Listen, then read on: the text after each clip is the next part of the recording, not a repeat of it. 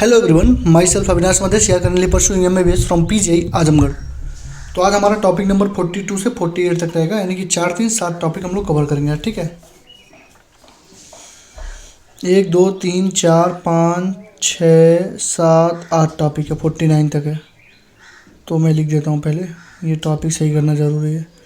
45 49। एक चीज़ और मैं बता दूँ कि यहाँ पे जो भी हो रहा है वो सारी चीज़ें मैंने अब कहाँ से मैंने उठाई हैं। जो मैंने अवतार सीरीज पढ़ाई थी वहाँ से मैंने फार्मूलेस के स्क्रीनशॉट लिए हैं। ठीक है, लिखा नहीं मैंने। ठीक, तो मैं एडमिट कर रहा हूँ चीज़ें, और लिखा इसलिए नहीं है क्योंकि क्लास 12th है। मान के चलो 26 से 28 क्वेश्चन आएंगे, तो हमें यहाँ पे क्वेश्चन की संख्या को बढ़ाना होगा, क्वेश्चन प्रैक्टिस की संख्या को बढ़ाना होगा। अराउंड 200 से ज़्यादा क्वेश्चन हम लोग करेंगे। ठीक है, क्योंकि 12th है तो 12th में रिस्क नहीं लेना है। वैसे हाई वेटेज चैप्टर्स हैं, हाई वेटेज टॉपिक्स हैं, सबसे ज़्यादा क्वेश्चन 12th से ही आते हैं। तो जैसे देखो मैंने ऐसे लिया हुआ है, ये देखो ऐसे लिया हुआ है। ठीक है, तो जो वहाँ पे स्क्रीनशॉट था वो ले लिया, और भी कहीं ज़रूरत पड़ेगा लिखने वगैरह का तो मैं लिखूँगा, ऐसी कोई बात नहीं है, बट अभी के लिए मैंने वहीं से लिया हुआ है। ठीक, तो क्योंकि क्वेश्चन प्रैक्टिस ज़्यादा करना है हमको, इसलिए मैंने उसको ले लिया है। अभी लिखूँगा तो 4-5 घंटे इसी में चले जाएंगे लिखने में, बाकी क्वेश्चन प्रैक्टिस में फिर मैं कमी कर दूँगा। इससे बढ़िया है कि क्वेश्चन प्रैक्टिस अच्छे से कराया जाए। तो 57 पेज का पीडीएफ है, इसमें 15 पेज ही हमारे वो होंगे, क्या 15 पेज ही हमारे थियोरी के होंगे, बाकी सब क्वेश्चन ही है। ठीक है, तो आज हम लोग YDSC, diffraction, photo electric effect, de Broglie wavelength, Bohr model, line spectra, binding energy, size of nucleus, इतनी सारी चीज़ें कवर कर लेंगे। हमारे पास सेमीकंडक्टर बचा रहेगा और ऑप्टिक्स बचा रहेगा सेकेंड पार्ट में क्लास 12th के। ठीक है, तो चलो स्टार्ट करते हैं। सबसे पहला टॉपिक हमारा YDSC और डिफ्रैक्शन। YDSC को बोलते हैं यंग डबल स्लिट एक्सपेरिमेंट, यानी कि डबल स्लिट यानी कि 2 स्लिट रहेगा। यानी कि देखो यहाँ पे बस इसके फिगर को समझ लो, बाकी क्वेश्चन अपने आप कर लो। देखो कहता है कि एक सोर्स यहाँ S1 है, एक सोर्स यहाँ S2 है, और ये दोनों के बीच में एक स्लिट रखी हुई है जिसकी विड्थ कितनी है, D है, जिसकी चौड़ाई कितनी है, D है। ठीक, और यहाँ से एक पॉइंट P पे दोनों को हम लोग ये करा रहे हैं, लाइट रे भेज रहे हैं। तो जो O है ना, S1 S2 के जो बीच में O है, वहाँ से जो सीधे तुम लाइन ड्रा करते हो वो हमारा क्या देता है, सेंट्रल मैक्सिमा। क्या होता है सेंट्रल मैक्सिमा, यानी कि सबसे ब्राइटेस्ट जो चीज़ बनेगी, सबसे ब्राइटेस्ट जो एल्यूमिनेशन होगी वो कहाँ होगी, C पर होगी। यहाँ तक क्लियर है। अब ये देखो, ये हमारा डेल्टा एक्स होगा, पाथ डिफरेंस, ये हमारा D है, दोनों के बीच की दूरी, और ये हमारा Y, मैं इसको Y मानता हूँ। ठीक है, Y मानता हूँ, इसको X नहीं मानता हूँ, Y मानता हूँ। ठीक, तो YDSC में 2-3 चीज़ क्लियर कर लो। सबसे पहले कि सोर्स 1 सोर्स 2 के बीच की जो डिस्टेंस होती है स्मॉल d होती है, इस स्लिट के और इस स्क्रीन के बीच की जो डिस्टेंस होती है वो कैपिटल D होती है, और जो हमारा O से सीधे परपेंडिकुलर जो बनता है, O से सीधे परपेंडिकुलर जो बनता है वो हमारा सेंट्रल मैक्सिमा होता है। और उसके बाद ऊपर तुम चले जाओ, मैक्सिमा मिनिमा जो बनाना है तुम बनाओ, उसको Y से डिनोट करते हैं। ठीक, Y से डिनोट करते हैं। YDSC के लिए जो D होना चाहिए, it should be equal to lambda, यानी कि जो D का रेंज होना चाहिए ना, इस D का विड्थ का, वो लगभग वेवलेंथ के ऑर्डर का ही होना चाहिए। और डेल्टा एक्स इक्वल टू होता है D sin थीटा, और हमको मालूम है sin theta equal to tan theta लिख सकते हो, तो डेल्टा एक्स इक्वल टू हो जाएगा D sin थीटा या D tan थीटा। ठीक, अब आ जाओ मेन चीज़ पे। YDSC में division of wave front take place theory है। ठीक है, YDSC में वेव फ्रंट का डिवीजन होता है। अगर एक स्लिट को क्लोज कर दोगे, अगर एक स्लिट को तुमने क्लोज कर दिया यहाँ पे, ठीक है, तो इंटरफेरेंस का पैटर्न ही डिसअपीयर हो जाएगा। अगर तुमने YDSC का मतलब होता है यंग डबल स्लिट एक्सपेरिमेंट। ध्यान से सुनना, सारी थियरी भी क्लियर हो जाएगी। यंग डबल स्लिट एक्सपेरिमेंट, तो डबल स्लिट है, अगर तुमने एक स्लिट को क्लोज कर दिया तो इंटरफेरेंस ही, मतलब पूरा का पूरा इंटरफेरेंस पैटर्न ही खत्म हो जाएगा। ये हमको बताता है ये कोहेरेंट सोर्सेज रिक्वायर्ड होते हैं इंटरफेरेंस पैटर्न को बनाने के लिए। इंटरफेरेंस पैटर्न बनाने के लिए कोहेरेंट सोर्सेज की ज़रूरत होती है। अगर एक भी तुमने बंद कर दिया तो पूरा ख़त्म हो जाएगा। ठीक, अगर तुमने वाइट लाइट का यूज़ कर लिया, अभी तो तुमने मान लो रेड ग्रीन ब्लू जो भी यूज़ कर रहे थे, अगर तुमने उन सब की जगह वाइट लाइट का यूज़ कर लिया तो वाइट लाइट का यूज़ करते ही फ्रिंजेस जो बनेंगे ना वो कलर्ड बनेंगे। कलर तो बनना ही बनना है, लेकिन क्या हो, क्योंकि वाइट लाइट किस में सेपरेट होता है, विबग्योर में। तो अगर तुमने वाइट लाइट का यूज़ किया तो कलर्ड हमारे फ्रिंजेस हमारे क्या बनेंगे, कलर्ड बनेंगे, और अनइक्वल विजिट होंगे, यानी कि उनका चौड़ाई होगा क्या होगा, अलग अलग होगा। ठीक, और fringes closest on the either side of central white fringe is red, यानी कि ये जो हमारा सेंट्रल बना है तो उसके पास जो बनेगा वो रेड बनेगा, और सबसे दूर जो बनेगा क्या बनेगा, सबसे दूर जो बनेगा क्या बनेगा बताओ, the farthest will appear blue. ठीक, after a free fringes no clear fringes pattern will be seen, यानी कि फिर से मैं समझाता हूँ एक बार 1 मिनट के अंदर। YDSC में सोर्स और सोर्स के बीच की जो डिस्टेंस होती है वो होती है हमारी क्या, स्लिट होती है, डी से दिखाते हैं, स्मॉल डी से। ये स्क्रीन और स्लिट के बीच की दूरी को डी से दिखाते हैं। ये हमारा जो ओ से सेंटर पे होता है उसको बोलते हैं सेंट्रल मैक्सिमा, और ऊपर तुम जितना जाओ मैक्सिमा मिनिमा जो भी होगा हमारा वो पोजीशन होता है, उसको हम लोग बोलते हैं वाई से। ठीक है, अब देखो अगर हमने व्हाइट लाइट का यूज़ कर लिया तो हमको कलर तो फ्रिंज मिलेगा लेकिन अनइक्वल चौड़ाई का मिलेगा, और जो सेंट्रल फ्रिंज होगा, सेंट्रल अगर है तो इसके जस्ट पास में रेड बनेगा, इसके जस्ट पास में रेड बनेगा, इसके सबसे दूर में ब्लू बनेगा, सबसे दूर में ब्लू बनेगा। ठीक है, ये चीज़ें हमको थ्योरी में देखनी थी। ठीक, अब आ जाओ two slit interference for light, यही चीज़ है। देखो यहाँ पे ये सेंट्रल मैक्सिमा हमारा बन रहा है, सेंट्रल मैक्सिमा बना, उसके बाद देखो यहाँ पे एक ब्राइट बना, एक डार्क बना, एक ब्राइट बना, एक डार्क, एक ब्राइट, एक डार्क, एक ब्राइट, एक डार्क। ठीक है, तो तुम्हें दिख रहा होगा ब्राइट और डार्क फ्रिंजेस बन रहे हैं, सेंट्रल मैक्सिमा बन रहा है। तो जो डेल्टा एक्स होता है वो होता है Y D upon D. Delta X मतलब ये पार्ट डिफरेंस, ये पार्ट डिफरेंस कितना होगा, ये डेल्टा एक्स कितना होगा, Y D by D. Y हमारा क्या है, वाई हमारा क्या है बताओ, वाई हमारा है पोजीशन, पोजीशन ऑफ मैक्सिमा चाहे पोजीशन ऑफ मिनिमा। तो क्या हो जाएगा Y D upon D, delta x क्या हो जाएगा Y D upon D, delta x क्या हो जाएगा वाई डी अपन डी। ठीक, तो अगर तुमसे कोई फ्रिंज विदित पूछे, पहले तो तुमसे पार्ट डिफरेंस पूछेगा डेल्टा एक्स, तो डेल्टा एक्स तुमने लिख दिया Y D upon D, Y small D अपन कैपिटल डी। अब तुमसे कोई फ्रिंज विदित पूछे, फ्रिंज विदित जो पूछेगा तो क्या होता है, देखो ब्राइट से ब्राइट की दूरी या डार्क से डार्क की दूरी, उसको बोलते हैं फ्रिंज विदित। जैसे ये देखो ये ब्राइट है, ये ब्राइट है, इन दोनों के बीच की दूरी फ्रिंज है। ठीक, ये देखो ये डार्क है, ये डार्क है, इन दोनों के बीच की दूरी क्या होगी, फ्रिंज विदित होगी। समझ रहे हो ना? तो फ्रिंज विदित क्या होती है, ब्राइट से ब्राइट की दूरी या डार्क से डार्क की दूरी, उसको बोलते हैं फ्रिंज विदित। तो वो होता है लेमडा डी बाई डी।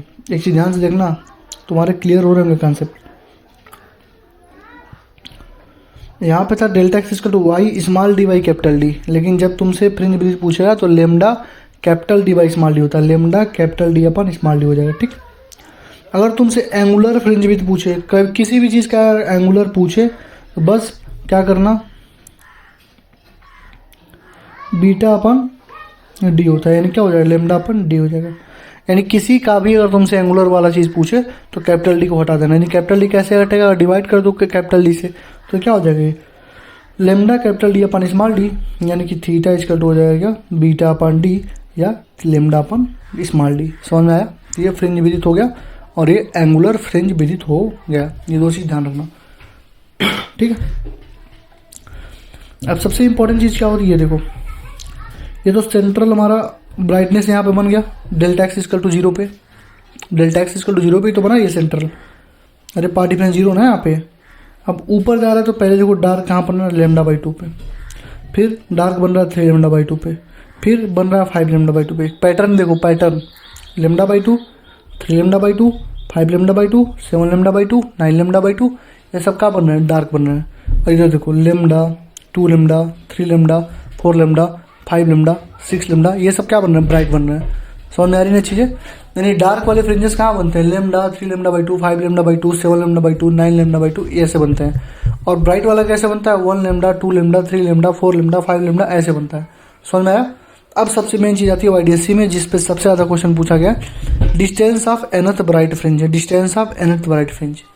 तो अगर कहेगा कि यहाँ से तुम बता दो सबसे ब्राइट फ्रिंज, मान लो कहेगा 5th ब्राइट फ्रिंज कहाँ बनेगा, तो तुम क्या करोगे, मान लो एन का वैल्यू कितना दे दिया 5, तो लिखोगे 5 lambda D by D, 5 lambda D by D, 5 lambda D by D. समझ गया ना? क्या हो जाएगा, वाई इक्वल टू क्या हो जाएगा, N lambda D by D. तुम्हें एक चीज़ दिख रही होगी, लेमडा डी बाई डी तुमने कहाँ पढ़ा था, ये फ्रिंज विदित में।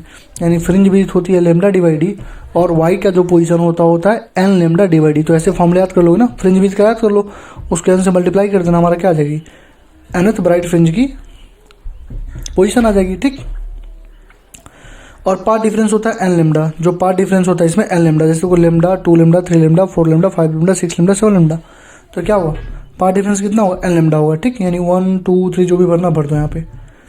तो चीज़ें क्लियर हुई ना?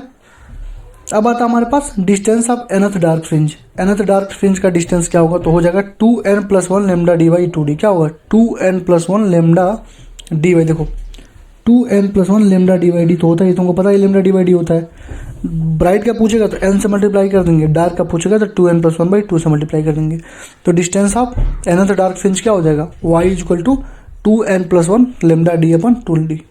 2n+1 lambda capital D upon 2d क्या हो जाएगा 2n+1 lambda capital D upon 2d, 2n+1/2 lambda D by D. ठीक है, मान लो क्या आएगा कि फोर्थ डार्क फ्रिंज का तुम बता दो पोजीशन, तो तुम क्या रखोगे 0 1 2 3।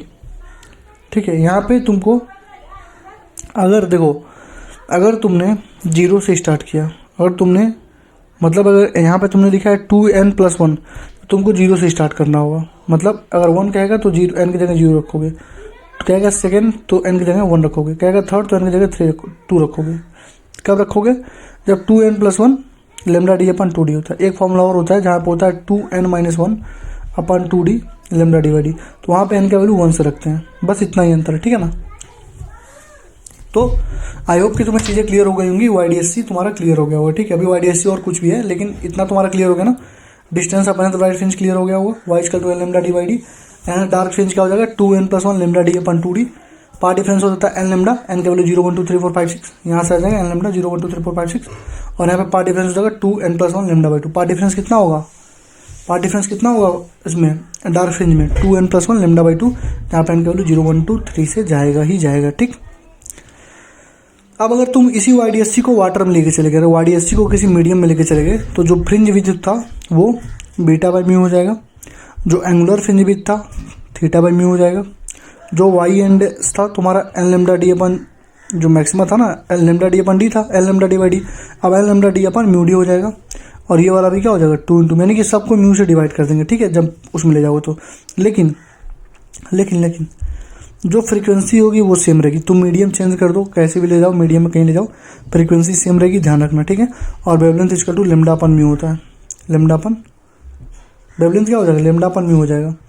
यानी कि तुम देख रहे हो कि YDSC को तुम मीडियम में ले गए तो फ्रिंज विड्थ भी, एंगुलर फ्रिंज विड्थ भी, मैक्सिमा का पोजीशन, मिनिमा का पोजीशन, वेवलेंथ सब अपन म्यू हो जा रहे हैं, मतलब म्यू से घट जा रहे हैं। लेकिन फ्रीक्वेंसी एकमात्र ऐसा चीज़ है जो नहीं घट रहा, वो सेम रहता है। ठीक, कह रहा है कि अगर होल सीक्वेंस को, पूरे अपार्टस को हम लिक्विड में डाल दें म्यू के, तो देखो सब कुछ कह रहा है लेमडा म्यू हो जाएगा। ठीक है, सब कुछ देखो, सब कुछ वही लिखा हुआ है, ये जो मैंने लिखा ना यहाँ पे, यही सब उसमें थियरी में लिखा हुआ है। ठीक, तो ये बस ध्यान रखो, इसकी जरूरत नहीं है। अगर वाइट लाइट का यूज़ करेंगे तो use to find the central maxima, white light का यूज़ करते हैं किसके लिए, to find the central maxima, किसके लिए, to find the central maxima. तो जो पहला मैक्सिमा बनेगा वायलेट बनेगा, और जो पहले सीन होगा रेड बनेगा। चीज़ों को ध्यान से समझो, अभी मैंने बोला था अगर हम लोग वाइट लाइट का यूज़ कर लेंगे, वाइट लाइट का हम लोग यूज़ कर लेंगे, तो जो सबसे पास में बनेगा सेंट्रल के वो रेड बनेगा, और सबसे दूर बनेगा ब्लू बनेगा। तो अगर तुमसे पूछ लिया कि फर्स्ट मैक्सिमा कौन सा होगा अगर वाइट लाइट का यूज़ किया गया, तुम कहोगे भैया ने रेड बोला था, रेड बोला था, रेड बोला था, रेड मार के चले जाओगे, गलत हो जाएगा। रेड पोजीशन बनता है, ठीक है, लेकिन सबसे मैक्सिमा कौन बनता है। मान लो रेड बना, मैक्सिमा नहीं है, सबसे ब्राइटनेस नहीं है, तो ब्राइटनेस है तो मैक्सिमा कहाँ आएगा भाई। मैक्सिमा मतलब क्या, ब्राइटनेस सबसे ज़्यादा होनी चाहिए। तो यहाँ पे आया, तो यहाँ पर रेड बनेगा, उसके बाद यहाँ पे क्या बनेगा वायलेट।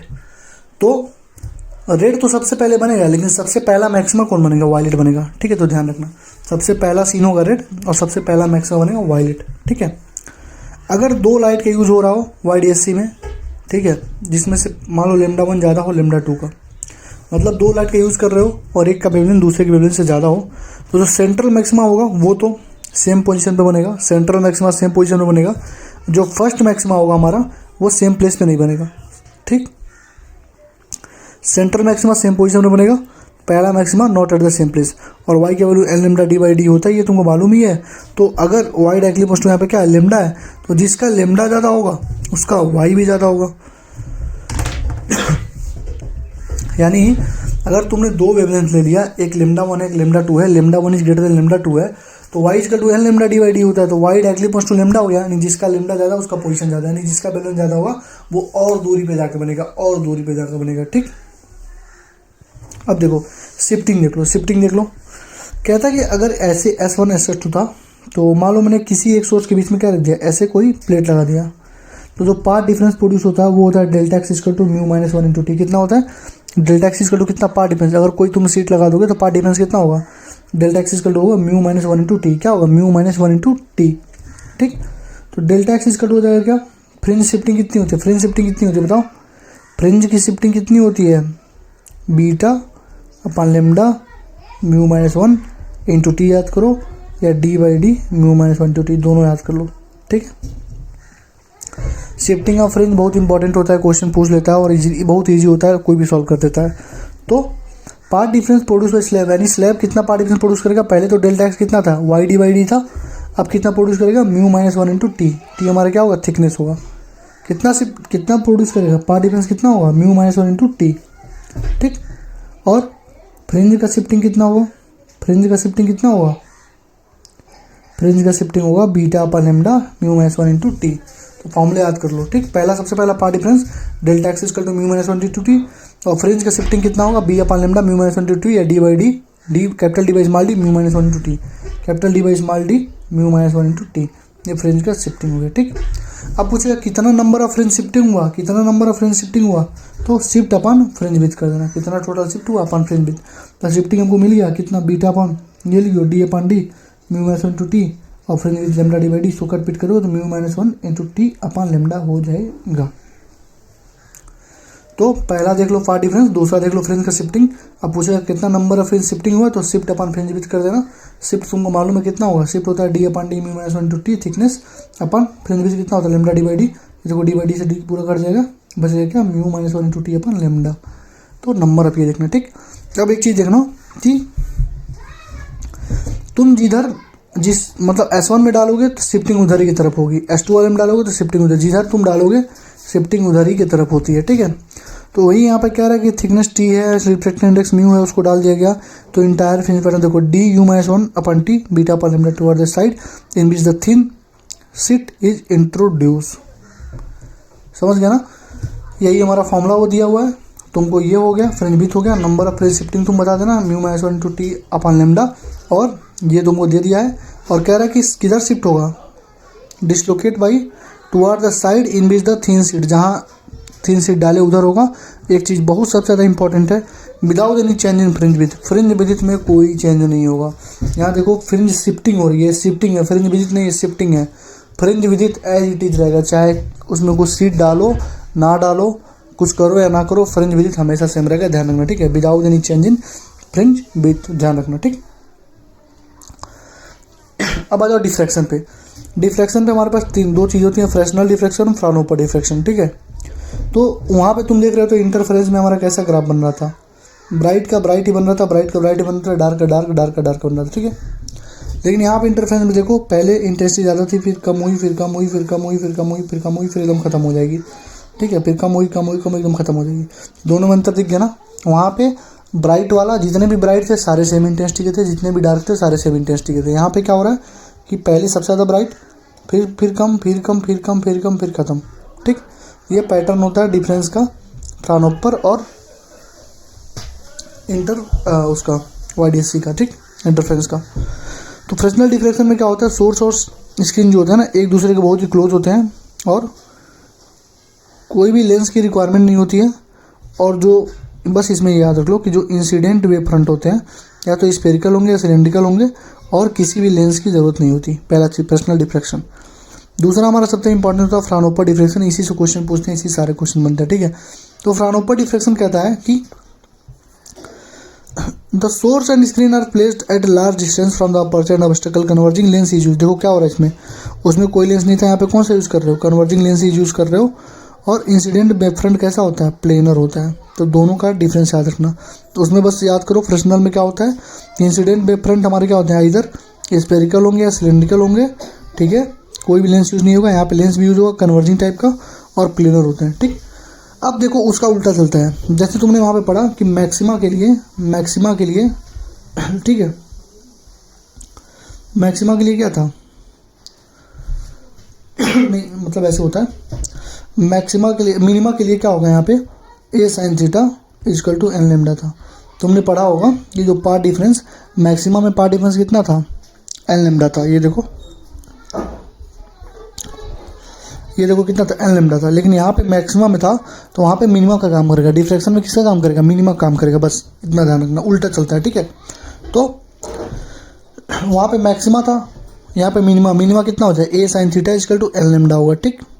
मैक्सिमा क्या होगा? जो वहाँ पे मिनिमा था यहाँ मैक्सिमा होगा, यानी A sine theta equal to 2n+1 lambda by 2 क्या होगा? 2n+1 लेमडा बाई 2 क्या होगा? 2n+1 लेमडा बाई 2 हो जाएगा। 2n+1 लेमडा बाई 2 हो जाएगा, ठीक। और linear visit of central maxima अगर पूछ लिया, लीनियर विजिट कितना होगा? 2 lambda D by A. Angular visit पूछ लिया तो मैंने क्या बोला था? डी को हटा देना, कैपिटल डी को हटा देना, तो क्या हो जाएगा? 2 लेमडा बाई ए, ठीक है। चीज़ें क्लियर होगी ना? तो मिनिमा के लिए sine theta equal to N lambda, maxima के लिए sine theta equal to 2n+1 lambda by 2।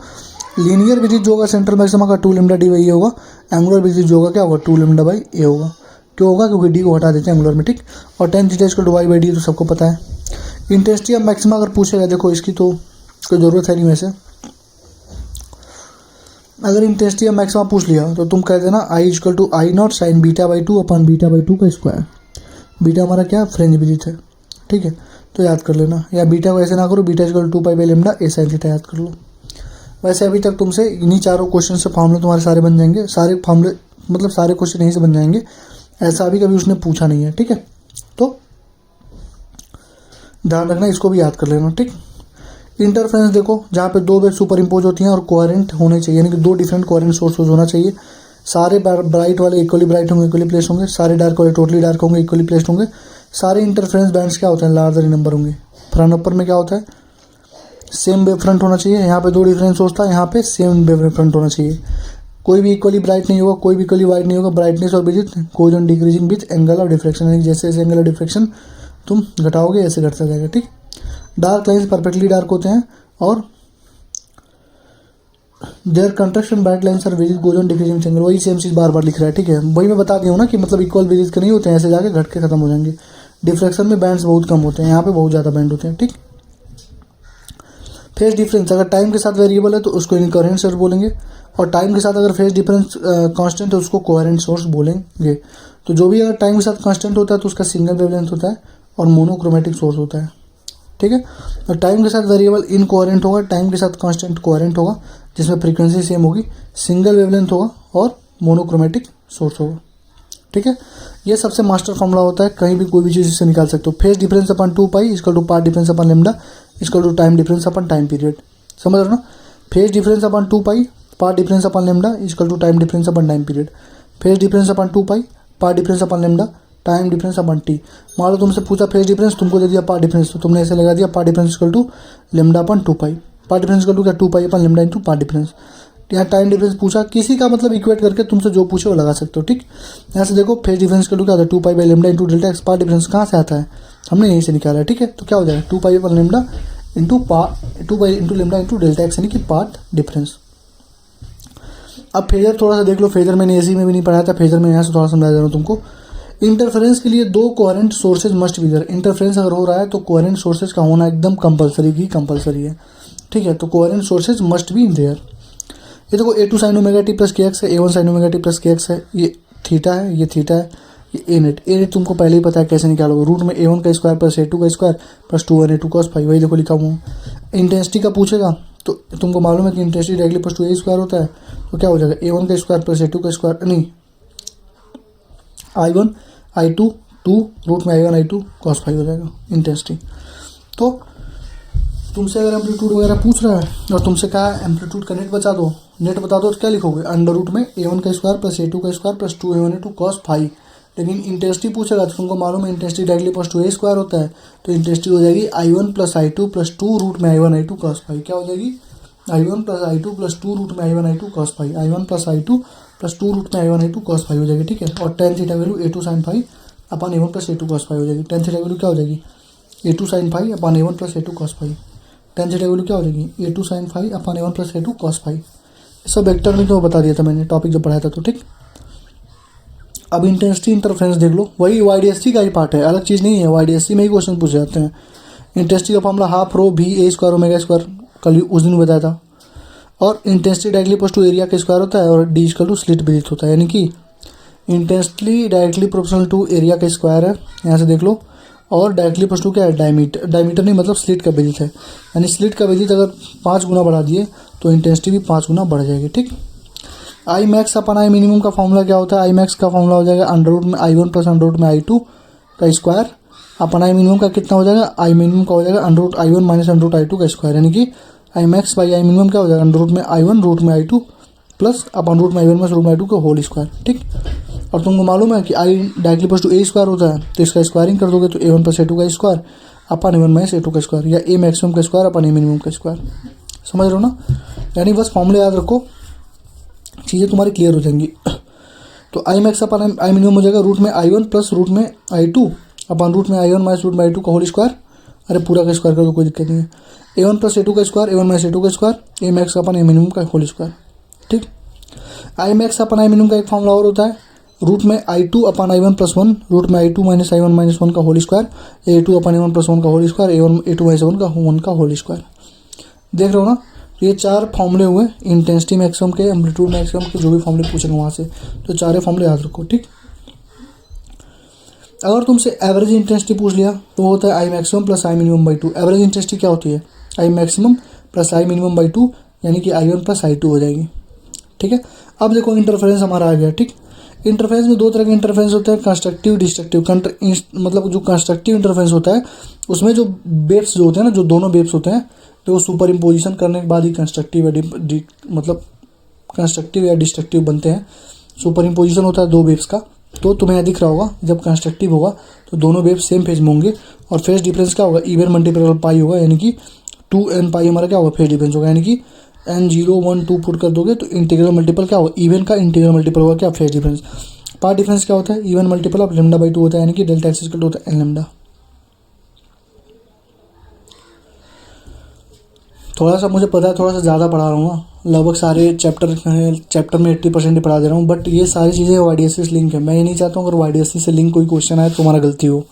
YDSC difference पढ़ा चुका हूँ, इंटरफेरेंस अगर मान लो कंस्ट्रक्टिव डिफरेंस डिस्ट्रक्टिव नहीं पता तुमको तो ब्राइट और डार्क में कैसे समझ में आएगा, इसलिए पढ़ा रहा हूँ। ठीक है, तो बोथ वेव सेम पेज में होते हैं कंस्ट्रक्टिव में। ठीक है, और फेज डिफरेंस होता है इवन मल्टीपल ऑफ पाई, यानी n इक्वल टू 0 1 2 हो जाएगा, और पाई इक्वल टू हो जाएगा 2n पाई। पार्ट डिफरेंस कितना हो जाएगा, even multiple of lambda by 2 हो जाएगा। पार्ट डिफरेंस कितना होगा, even multiple of lambda by 2, यानी डेल्टा एक्स इक्वल टू कितना हो जाएगा, n लेमडा। डिस्ट्रक्टिव में अपोजिट फेज में होंगे, फेज डिफरेंस और मल्टीपल ऑफ पाई होगा, यानी 2n माइनस 1 पाई हो जाएगा, और पार्ट डिफरेंस कितना हो जाएगा, और मल्टीपल ऑफ लेमडा बाई 2, यानी कि 2n माइनस 1 लेमडा बाई 2। तो तुम एक चीज़ मैंने वहाँ पे बताई थी, वहाँ पे क्या था, 2n प्लस 1 अपॉन 2 था। ठीक है, तो वो मैंने क्या बोला था, जब n का वैल्यू हम लोग क्या से स्टार्ट करेंगे, 0 1 2 3 से, यानी कोई 1 बोलेगा तो तुम 0 पुट करना, कहेगा सेकंड बता दो तो तुम 1 पुट करना, ऐसे करके n माइनस 1।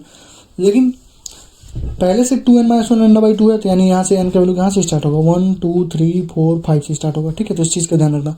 अगर 2n प्लस 1 वाला फॉर्मूला यूज़ करना तो n का वैल्यू 0 से स्टार्ट कर लेना, और 2n माइनस 1 वाला फॉर्मूला यूज़ करना तो n का वैल्यू 1 से स्टार्ट कर लेना। ठीक है, तो मैं सजेस्ट करूँगा तुम्हें 2n माइनस 1 वाला फॉर्मूला यूज़ करना, क्योंकि 2n माइनस यूज़ करोगे तो n का वैल्यू 1 से रखना होता है। ठीक है, तो सही रहता है। तो ये पार्ट डिफरेंस हो गया क्या, odd multiple of pi lambda by 2। ये पार्ट डिफरेंस यहाँ पे था इवन मल्टीपल, यहाँ पे odd multiple of lambda by 2, ये हो जाएगा delta x equal to n lambda, ये हो जाएगा delta x equal to 2n minus 1 lambda by 2। ठीक, फ्रिंज की विजिबिलिटी देख लो। फ्रिंज की विजिबिलिटी क्या होती है, फ्रिंज आ गया ना, फ्रिंज विजिट वगैरह, फ्रिंज विजिबिलिटी आ गई, I max minus I minimum upon I max plus I minimum, इसी को बोलते हैं क्या, फ्रिंज विजिट। फ्रिंज विजिट का फॉर्मूला बताओ, I max minus I minimum upon I max plus I minimum. I max का तुमको मालूम ही है, अंडर रूट में I1 I2 प्लस 1 का whole square, minus I minimum under root में I1 I2 माइनस 1 का होल स्क्वायर। जो मतलब तुम पढ़े हो बस उसको यहाँ पुट कर देना। तुम बस याद रखो I max minus I minimum upon I max plus I minimum. ठीक, बस इतना याद रखो। ठीक, यहाँ पे लिखा है कि फ्रिंज विदित अगर आई मैक्स 0 है, क्या दिया, रुक जाओ यार, बड़ा छोटा हो गया क्या,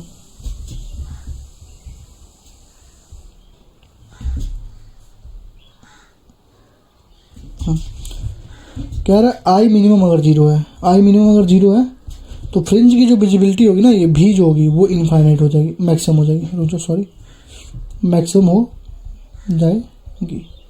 तो इसका ध्यान रखना, अगर आई मिनिमम 0 यानी इंटेंसिटी मिनिमम क्या कर दिया तुमने, 0 कर दिया, तो जो फ्रिंज की विजिबिलिटी हो जाएगी वो मैक्सिमम हो जाएगी, और that is when both the slit are equal width होंगे और फ्रिंज विजिबिलिटी इज बेस्ट होगी इक्वल टू 100%। यानी कि जो हमने स्लिट यूज किया था ना, यंग डबल स्लिट, तो दो स्लिट था, तो अगर दोनों की स्लिट की इक्वल विजिट है तो फ्रिंज विजिबिलिटी सबसे बेस्ट होगी और इक्वल टू 100% होगी। थियरी भी साथ साथ में क्लियर करा रहा हूँ, ठीक है।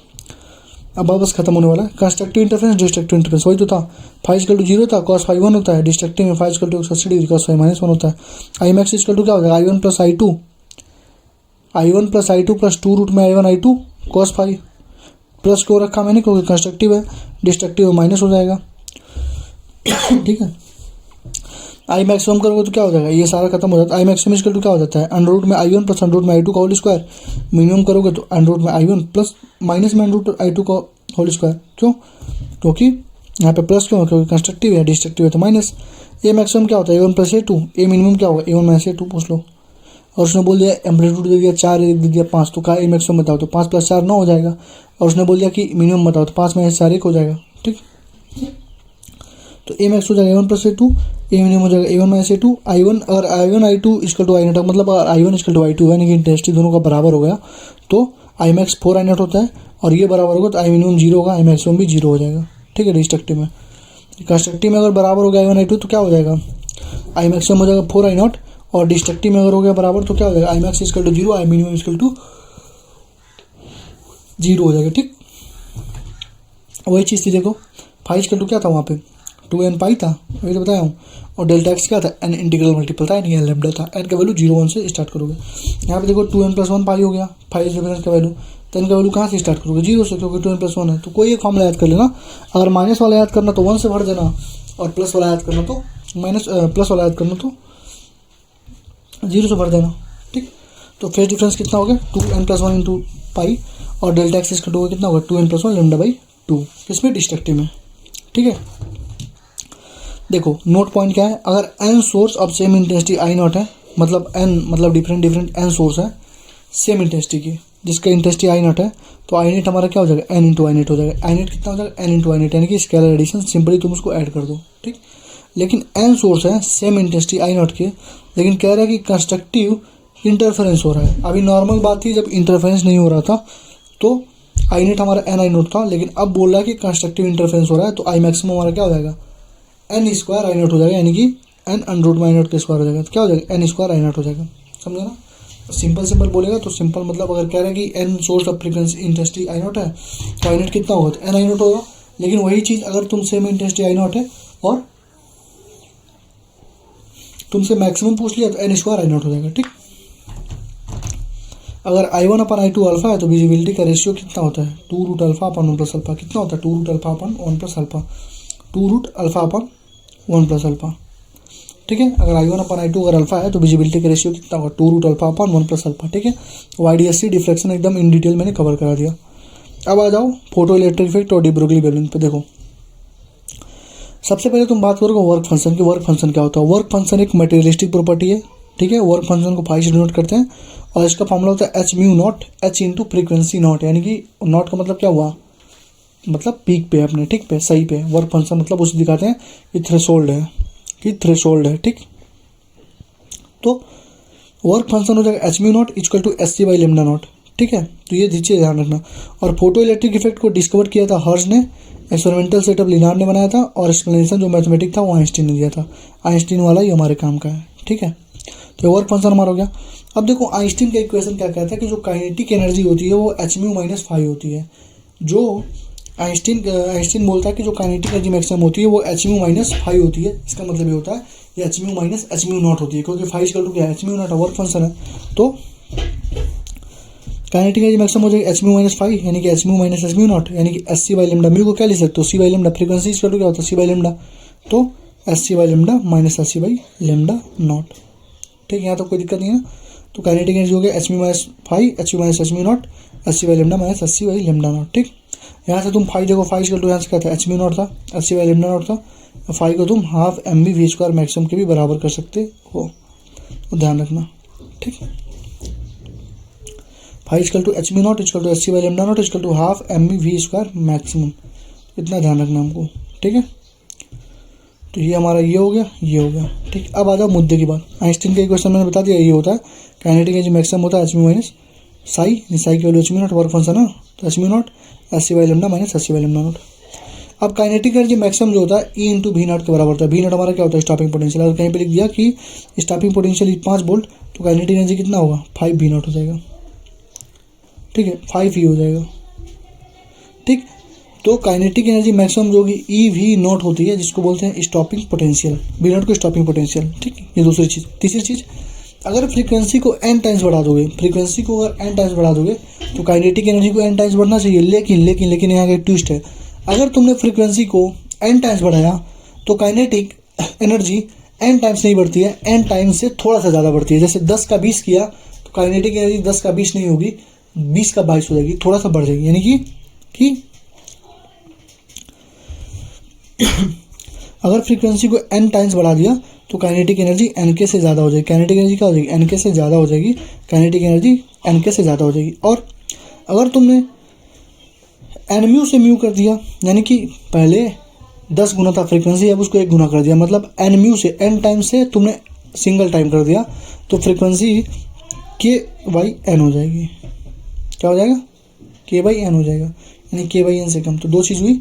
और लेमडा देखो, अगर लेमडा को तुमने लेमडा डैश कर दिया और लेमडा डैश छोटा हो, यानी कि लेमडा ज़्यादा हो लेमडा, यानी कि लेमडा को तुमने छोटा कर दिया, तो काइनेटिक एनर्जी और वेलोसिटी एक्सपेक्टेड से ज़्यादा आएगी, ठीक। समझ आया ना। तो फ्रीक्वेंसी n टाइम्स बढ़ाओगे तो काइनेटिक एनर्जी n टाइम्स से ज़्यादा आएगी, वेवलेंथ n टाइम्स छोटा करोगे तो काइनेटिक एनर्जी और फ्रीक्वेंसी n टाइम्स से ज़्यादा आ जाएगी, ठीक है। जब कम कर रहे हो तो काइनेटिक एनर्जी वेलोसिटी एक्सपेक्टेड से ज़्यादा आएगी। और अगर तुमने फ्रीक्वेंसी को ही पहले ज़्यादा था उसको कम कर दिया तो अब kinetic energy k by n से कम आ जाएगी, ठीक। पहले n के हो रहा था क्योंकि फ्रीक्वेंसी तुमने n टाइम्स बढ़ाया तो काइनेटिक एनर्जी n के हो गई, फ्रीक्वेंसी तुमने n टाइम्स घटाया तो kinetic energy k by n हो जाएगी, लेकिन k बाई n से कम आएगी आंसर, ठीक है। अब देखो, स्टॉपिंग पोटेंशियल हमेशा जो ई वी नॉट होता है हमेशा क्या होता है, पॉजिटिव होता है। लेकिन अगर वो बोले कि stopping potential with respect to cathode बता दो, विथ रिस्पेक्ट टू कलेक्टर बता दो, और to stop the fastest electron बता दो, क्या बोले वो कि stopping potential with respect to cathode बता दो, विथ रिस्पेक्ट टू कलेक्टर बता दो, with respect to stop the fastest electron बता दो, तो नेगेटिव में आंसर देना पड़ता है। जो भी मान लो +6 आया था तो हम लोग उसका आंसर देंगे क्या, -6। कब देंगे, जब वो पूछे कि stopping potential with respect to cathode बता दो, विथ रिस्पेक्ट टू कलेक्टर बता दो, और to stop the fastest electron बता दो, तो नेगेटिव में आंसर देना है, ठीक।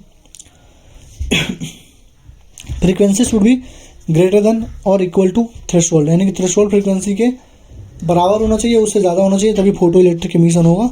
अगर थ्रेशोल्ड फ्रीक्वेंसी हमारी थ्रेशोल्ड फ्रीक्वेंसी से कम हुई तो कोई फोटो इलेक्ट्रिक एमिशन नहीं होगा, सबका आंसर 0 हो जाएगा, ठीक है। तो फ्रीक्वेंसी हमारी शुड बी ग्रेटर देन और इक्वल टू फ्रीक्वेंसी थ्रेशोल्ड की होनी चाहिए, और लेमडा जो वेवलेंथ है it should be less than equal to क्या होना चाहिए, लेमडा थ्रेशोल्ड होना चाहिए, यानी फ्रीक्वेंसी ज़्यादा होनी चाहिए थ्रेशोल्ड से और वेवलेंथ थ्रेशोल्ड से कम होनी चाहिए, क्योंकि फ्रीक्वेंसी इनवर्सली इक्वल टू क्या होता है, लेमडा होता है, ठीक है। अब देखो फाई को हम लोग बोलते हैं वर्क फंक्शन। वर्क फंक्शन जो हमारा क्या होता है, मटेरियलिस्टिक प्रॉपर्टी है, यानी नेचर ऑफ मटेरियल पे डिपेंड करता है, नेचर ऑफ सरफेस पे डिपेंड करता है, ठीक। अब देखो ये हमारा कलेक्टर है, ये हमारा मीटर है, कोई भी चीज़ गिरती है तो यहाँ से ऐसे निकलता है ना, ये हमारा एनोड है, एनोड हमारा कलेक्टर होता है, ये सी हमारा मीटर होता है, ठीक है। कैथोड हमारा क्या होता है, एमीटर होता है, एनोड हमारा क्या होता है, कलेक्टर। एसी याद करो, एसी, यानी एनोड है तो एनोड हमारा कलेक्टर है, यानी जब भी फोटो इलेक्ट्रिक इफेक्ट होगा तो यहाँ से ऐसे आके इलेक्ट्रॉन यहाँ पे आएंगे, इसको कलेक्ट करेगा, ठीक है। तो सोर्स और एमीटर, यानी सी हमारा क्या कैथोड है, कैथोड हमारा मीटर है, तो सोर्स और एमीटर के बीच की जो दूरी है वो डी है, यानी डिस्टेंस है, और ये हमारा कलेक्टर है। तो जो इंटेंसिटी होगी वो inversely proportional to d square होगी। क्या होगी, इंटेंसिटी जो होगी inversely proportional to d square होगी, यानी कि जो डिस्टेंस के स्क्वायर के इनवर्सली प्रोपोर्शनल चलती है। लेकिन potential does not depend on D, लेकिन जो पोटेंशियल है वो डी पे डिपेंड नहीं करेगा, चाहे डी यहाँ रखो, चाहे यहाँ रखो, चाहे यहाँ रखो। थ्योरेटिकल क्वेश्चंस बनते हैं यहाँ से, इसलिए बहुत जोर देकर पढ़ा रहा हूँ, तो थोड़ा सा ध्यान रखना, ठीक है। तो intensity inversely to d square हो जाएगा, लेकिन जो पोटेंशियल होगा वो does not depend on d, यानी कि पोटेंशियल डी पे डिपेंड नहीं करे इनका, ठीक। और जैसे थॉमसन ने कैथोड एक्सपेरिमेंट किया था, उन्होंने बताया था कि जो E/m इलेक्ट्रॉन का होता है E/m फोटॉन से ज़्यादा होता है, ठीक है। E/m electron is greater than E/m of photon, charge to the mass ratio. यहाँ तक क्लियर होगी। अब देखो, intensity directly proportional to number of photon होती है, यानी नंबर ऑफ इलेक्ट्रॉन होती है, और नंबर ऑफ फोटो करंट होती है, यानी कि जितना ज़्यादा तुम इंटेंसिटी गिराओगे उतना ज़्यादा नंबर ऑफ फोटॉन रिलीज होंगे, जितना ज़्यादा फोटोन रिलीज होगा उतना ज़्यादा इलेक्ट्रॉन रिलीज होगा और उतना ज़्यादा फोटो करंट हमारे सर्किट में तैरेगा, भागेगा, ठीक है। फ्रीक्वेंसी जो होती है एनर्जी इसका क्या होती है एच म्यू, यानी फ्रीक्वेंसी किस पे डिपेंड कर रही है, एनर्जी पे डिपेंड कर रही है, एनर्जी ऑफ फोटोन पे डिपेंड कर रही है, एनर्जी ऑफ इलेक्ट्रॉन पे डिपेंड कर रही है, काइनेटिक एनर्जी पे डिपेंड कर रही है और स्टॉपिंग पोटेंशियल पे डिपेंड कर रही है, ठीक, समझ में आ रहा है ना। इतनी चीज़ों पर हमारी फ्रीक्वेंसी डिपेंड कर रही है। यहाँ से काइनेटिक एनर्जी स्टॉपिंग पोटेंशियल पे कैसे डिपेंड करेगी, काइनेटिक एनर्जी फ्रीक्वेंसी होती है is equal to e v nought, यानी kinetic energy directly equal to frequency directly equal to e v nought. तो थियोरेटिकल पॉइंट है, फिर से एक बार समझाता हूँ। इंटेंसिटी अगर बढ़ाओगे तो नंबर ऑफ फोटोन बढ़ेगा, नंबर ऑफ फोटोन बढ़ेगा तो नंबर ऑफ इलेक्ट्रॉन बढ़ेगा, नंबर ऑफ इलेक्ट्रॉन बढ़ेगा तो फोटो करंट बढ़ेगा, ठीक है। Frequency directly equal to energy of photon होती है, यानी एनर्जी ऑफ फोटोन बढ़ाओगे तो एनर्जी ऑफ इलेक्ट्रॉन बढ़ेगा। डायरेक्टली एनर्जी की डायरेक्टली प्रोपोर्शनल यानी काइनेटिक एनर्जी की डायरेक्टली प्रोपोर्शनल यानी frequency directly proportional to kinetic energy भी हो जाएगा और काइनेटिक एनर्जी मैक्सिमम होता है ई वी नॉट, यानी directly proportional to potential v nought के भी बराबर हो जाएगा, ठीक। Work function has no effect on photo electric current, work function का कोई इफेक्ट नहीं होता फोटो इलेक्ट्रिक करंट में। फोटो इलेक्ट्रिक करंट का वर्क फंक्शन का फोटो इलेक्ट्रिक करंट पे कोई भी इफेक्ट नहीं पड़ता। सब दिमाग में सेट करो, सब थियरी क्वेश्चन है। Work function has no effect on photo electric current. Photo electric current depends on the intensity but not on frequency, समझ आया। जो फोटो इलेक्ट्रिक करंट था किस पे डिपेंड कर रहा था, इंटेंसिटी पे डिपेंड कर रहा था, नंबर ऑफ फोटॉन्स पे, नंबर ऑफ इलेक्ट्रॉन्स पे डिपेंड कर रहा था, लेकिन नंबर ऑफ फ्रीक्वेंसी पे डिपेंड नहीं करेगा, ठीक है। यानी photo electric current depends on intensity, यानी फोटो इलेक्ट्रिक करंट केवल इंटेंसिटी पे डिपेंड करेगा बट फ्रीक्वेंसी पे डिपेंड नहीं करेगा, ठीक है। और स्टॉपिंग पोटेंशियल डिपेंड करेगा फ्रीक्वेंसी पे लेकिन इंटेंसिटी पे डिपेंड नहीं करेगा। क्या होगा, स्टॉपिंग पोटेंशियल हमारा डिपेंड करेगा फ्रीक्वेंसी पे लेकिन इंटेंसिटी पे डिपेंड नहीं करेगा। समझ में आई चीज़ें। स्टॉपिंग पोटेंशियल डिपेंड करेगा फ्रीक्वेंसी पे बट नॉट ऑन इंटेंसिटी पे डिपेंड नहीं करेगा। ध्यान रखना, थियोरेटिकल पॉइंट है, ठीक है। हमारा ग्राफ है और ये फिर हमारा मैटर वेव, ठीक। तो तुम्हें दिख रहा होगा कि photo current directly plus to क्या इंटेंसिटी है, दूसरी फोटो करंट इंटेंसिटी में ग्राफ कैसे बनेगा, सीधे जितना बड़ा उतना बढ़ेगा। स्टॉपिंग पोटेंशियल और फोटो करंट में जो ग्राफ बनता है ये बनता है, यानी देखो स्टॉपिंग पोटेंशियल देखो एक ही है ना, ये देखो पोटेंशियल दोनों का सेम है लेकिन करंट किसका ज़्यादा है, जो ऊपर ज़्यादा है उसका करंट ज़्यादा है, यानी I1 is greater then I2 होगा। यानी फोटो करंट और स्टॉपिंग पोटेंशियल जो ग्राफ बनता है ऐसे बनता है, ठीक है। और एक पॉइंट पे स्टॉपिंग पोटेंशियल आकर रुक जाएगा, ठीक। अब देखो फोटो करंट और पोटेंशियल का ग्राफ ऐसे भी बन सकता है कि अब यहाँ पे क्या है, हमारा फोटो करंट सेम है यानी करंट सेम है, तो यहाँ से आएगा V1, यहाँ से आएगा μ2, मतलब फ्रीक्वेंसी और फ्रीक्वेंसी 2, तो कौन ज़्यादा होगा, μ2 ज़्यादा होगा μ1 से, सिंपल सी बात है, ठीक है ना। समझ में आएगा ना। यानी कि photo current intensity directly graph, photo current और पोटेंशियल ग्राफ या तो ऐसे बना दो, ऐसे ही बनेगा, ठीक है, ऐसे ही बनता है, ठीक है, ऐसे। तो अगर फोटो करंट स्टॉपिंग पोटेंशियल में स्टॉपिंग पोटेंशियल को कॉमन रखना है तो ऐसे बनेगा। मान लो I2 से आया, I1 से आया, मान लो यहाँ से I3 से आया, तो क्या होगा, I3 सबसे ज़्यादा है, फिर I1 ज़्यादा है, फिर I2 से ज़्यादा है और स्टॉपिंग पोटेंशियल सबका सेम है, ठीक।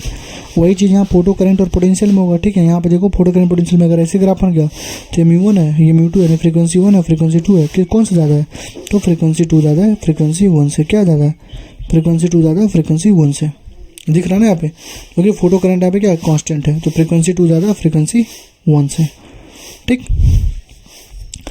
काइनेटिक एनर्जी मैक्सिमम होता है Hμ माइनस फाइव नॉट, यानी कि mx माइनस सी हो गया। mx माइनस सी ग्राफ कैसे बनता है, मैंने कई बार बता चुका, y इक्वल टू mx का ग्राफ ये है, mx प्लस सी का ग्राफ ये है, mx माइनस सी का ग्राफ ये है, mx माइनस सी का ग्राफ ये है, ये वाली। तो mx माइनस सी का ग्राफ कैसे बनेगा, ये वाली बनेगी, ये बनेगी b, ये बनेगी ये, ठीक है। और ये हमारा इंटरसेप्ट होता है, इंटरसेप्ट हमारा क्या फाइव नॉट, तो फाइव नॉट ये है, फाइव नॉट b है, तो फाइव नॉट b ज़्यादा हो जाएगा फाइव b से, यानी कि वर्क फंक्शन ऑफ b ज़्यादा हो जाएगा वर्क फंक्शन ऑफ a से, ठीक। तो तीन ग्राफ ये ऊपर वाले समझ में आ गए होंगे। चौथा हमारा काइनेटिक एनर्जी वर्सेस फ्रीक्वेंसी का था, तो ये Hμ माइनस x हो तो फाइव होता है, तो mx माइनस सी का ग्राफ ऐसे बनेगा, b बना दो, a बना दो, c बना दो, तो फाइव जो होगा c का ज़्यादा होगा, फिर v का, फिर a का, क्यों, क्योंकि नीचे जाने पर क्या इंटरसेप्ट हमारा ऐसे फाइव है, यहाँ तक फाइव भी है, यहाँ फाइव सी है, तो mx माइनस सी हमारा क्या इंटरसेप्ट ही है, ठीक। अब देखो वी नॉट यानी पोटेंशियल और फ्रीक्वेंसी में बता दो। अभी काइनेटिक एनर्जी में ग्राफ था और फ्रीक्वेंसी में था, अब किस में वी नॉट स्टॉपिंग पोटेंशियल में और फ्रीक्वेंसी में। स्टॉपिंग पोटेंशियल और फ्रीक्वेंसी में वही ग्राफ बनेगा, क्योंकि काइनेटिक एनर्जी क्या होता है, ई वी नॉट होता है, बस वी नॉट चाहिए तो ई को इधर भेज दो, यानी HμI हो जाएगा, फाइव नॉट बाई ई हो जाएगा, तो इसका इंटरसेप्ट ऑफ फाइव नहीं रहेगा, फाइव नॉट बाई ई हो जाएगा, ये भी फाइव नॉट बाई हो जाएगा, माइनस में क्यों, क्योंकि नेगेटिव डायरेक्शन में, ठीक है। तो इसका भी वही होगा, फाइव बी हमारा ज़्यादा होगा फ्रीक्वेंसी ए से, ठीक। तो ये पांचों ग्राफ तुम्हें ध्यान रखना है, पांचों ग्राफ, जिसमें से काइनेटिक एनर्जी और ये म्यू वाला अच्छा है, और ये तो इसी ये सेम ग्राफ दोनों सेम होता है, और ये दोनों ग्राफ अच्छे से ध्यान रखना, ठीक।